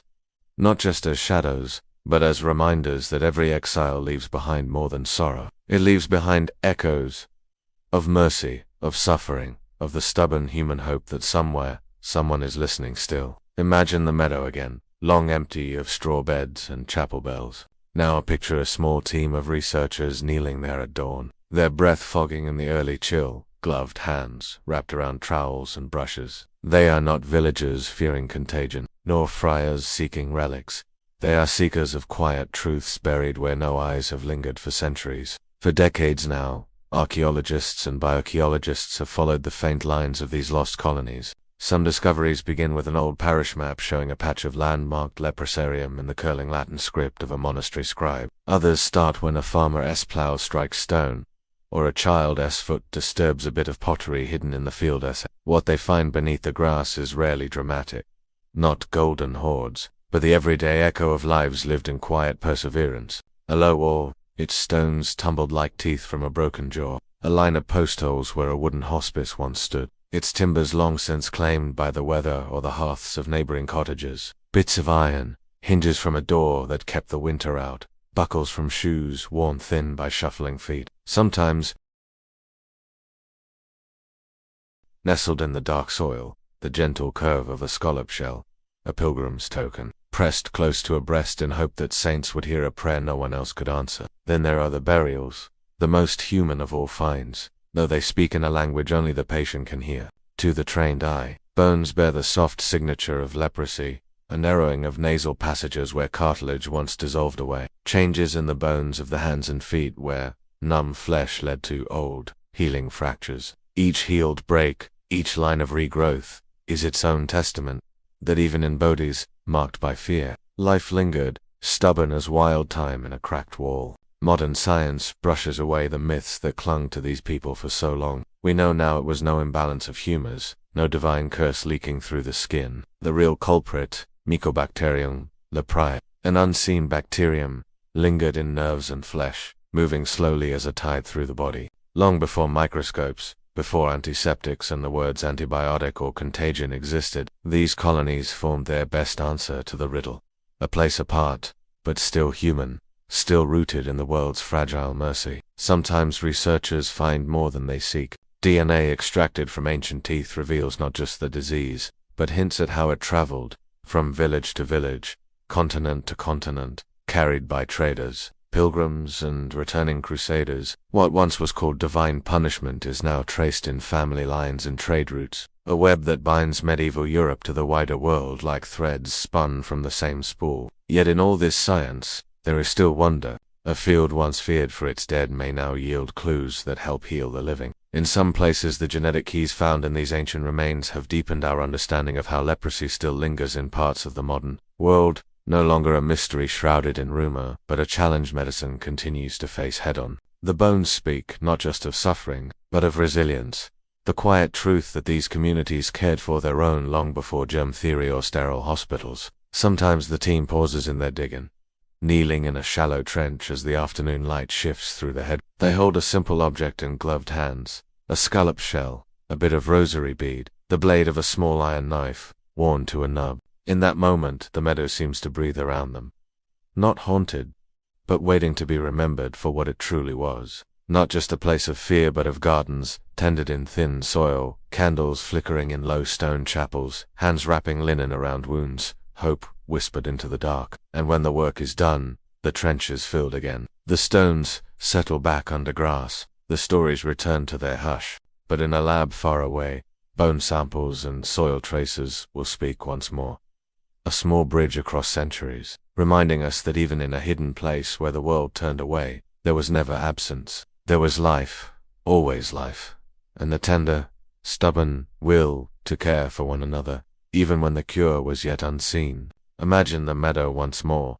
No trowels now, no bone fragments lifted to the light, no friar's cloak brushing the low hedge, just you, the wind moving through the tall grass, and the faint hush of the world waking into another day. Here, the old stones have sunk so far into the soil that only the keenest eye would guess. They were ever part of walls that held back fear and suffering alike. Yet even as the last traces fade beneath moss and root, the story of the medieval leper colony lingers in more than just the earth. It lingers in what we carry forward, how we hold each other's frailty, how we look at those who suffer where the rest of the world looks away. The people who lived behind those walls were marked unclean, they said, but they were never fully cut off. The village brought bread when harvests were good. The church brought relics and prayers. The caretakers lit candles when the shadows pressed close. Even fear, that sharpest edge of human nature, was softened now and then by the hush of mercy. A coin slipped into a stone basin, a bowl of broth left at the gate, a name whispered through iron bars. We no longer build walls for lepers. Not like this. Modern medicine found the real culprit in the secret chambers of the microscope. Antibiotics and education chipped away at the old fear. Slowly, the word itself began to fade. Leper replaced by kinder names. The stigma eased. The gates on. And yet, the deeper truth remains. There are always those the world tries to push to the edges. The poor, the sick, the outcast. The ones whose bodies or burdens unsettle our illusions of neatness and control. In that, the old colonies still speak to us. Their garden beds, the rough blankets laid across weary shoulders, the quiet hush of prayer spoken when no cure would come. These remind us that care is not only a matter of skill and knowledge. It is, at its core, a matter of willingness. To stand beside the unwanted, to tend the untouchable, to hold hope in hands that tremble but do not turn away. For archaeologists, each relic lifted from the soil is more than a fragment of history. It is proof that these souls were never truly invisible. Their bones bear witness that they endured. Their burial grounds show that even in death, they were not abandoned. The ledger lines in cracked Latin script remind us that they were named, counted, remembered, if only in the hush of a monastery's ink-stained page. And for you, standing at the edge of that imagined meadow, the soft hush of wind carries a quiet lesson, that the past is not only the weight of sorrow, but the echo of small mercy. Each fragment of pottery, each crumbling wall, each wildflower pushing up through the old graveyard soil, is a reminder that care leaves traces. Even when the world looks away, compassion etches itself into stone and memory alike. So when you close your eyes tonight, drifting into sleep with these old, quiet stories settling around you, you carry more than just the shape of suffering. You carry the heartbeat of those who kept the hearth warm, who tended the herbs and thin soil, who whispered prayers when the cure would not come. Their hidden world, once hemmed in by fear, hums softly through the centuries, reminding us that exile is never complete when mercy finds its way through a gate, a wall, or a single human hand. Conclusion: a final whisper for the long night, and so you stand once more at the edge of that quiet meadow, the walls now just a memory pressed into the soft earth, the chapel's low bell long since fallen silent, the garden beds given back to wild flowers and bramble. You can almost hear the faint murmur of old prayers, carried on the hush of the wind, weaving through the grass like threads of smoke that never quite fade. You know now how they lived behind those walls, not as ghosts, but as people whose days were stitched together from the same simple cloth as yours. Dawn light slipping through a cracked shutter, the rough warmth of a blanket pulled closer against the cold, the taste of bread, the soft hush of words shared by the hearth. You've walked the narrow paths of their garden, knelt beside their beds, felt the weight of the old fear that built high fences and iron grills. You've heard how rumor and mercy tangled around them like briars. Stories of ghosts at the hedge, coins dropped through trembling hands, relics lifted high in the hope that what the body could not cure the spirit might bear away. And yet, within those walls, they found ways to hold one another's pain. 2 coax green shoots from poor soil, 2 wrap wounds in linen scented with rosemary and lavender. They found ways to keep a place at the table for the untouchable, to speak names aloud, long after voices fell silent, to carve a cross in soft wood so that even in sleep beneath the ground they would not be forgotten. Now, centuries on, their hidden colony sleeps beneath moss and meadow grass, but the traces linger, in old bones that speak to the careful brush of the archaeologist's hand, in folk tales that slip like candlelight from grandmother to grandchild, in the hush of modern care that still asks, who are the ones we push to the edges, and how do we carry them back to the warmth of the hearth? So rest now. Let these stories drift like slow smoke through the corridors of your mind. Imagine the low hum of the chapel bell calling the weary to prayer. Imagine the caretaker's footfall on the dawn path, the whisper of straw beneath a sleeping child, the hush of the herb garden waking to early sun. In the hush of your own room, safe and warm, let the lesson of these old stones and quiet bones settle like a gentle blanket. That even where fear builds walls, compassion finds the gate. That mercy, however small, leaves its mark. And that the quiet tending of one life to another is a flame that keeps burning through centuries, through silence, through sleep. May your night be gentle, your rest deep, and may the hidden truths of these forgotten souls remind you that no exile is ever complete when kindness lingers like a lamp left burning, just enough to light the way home.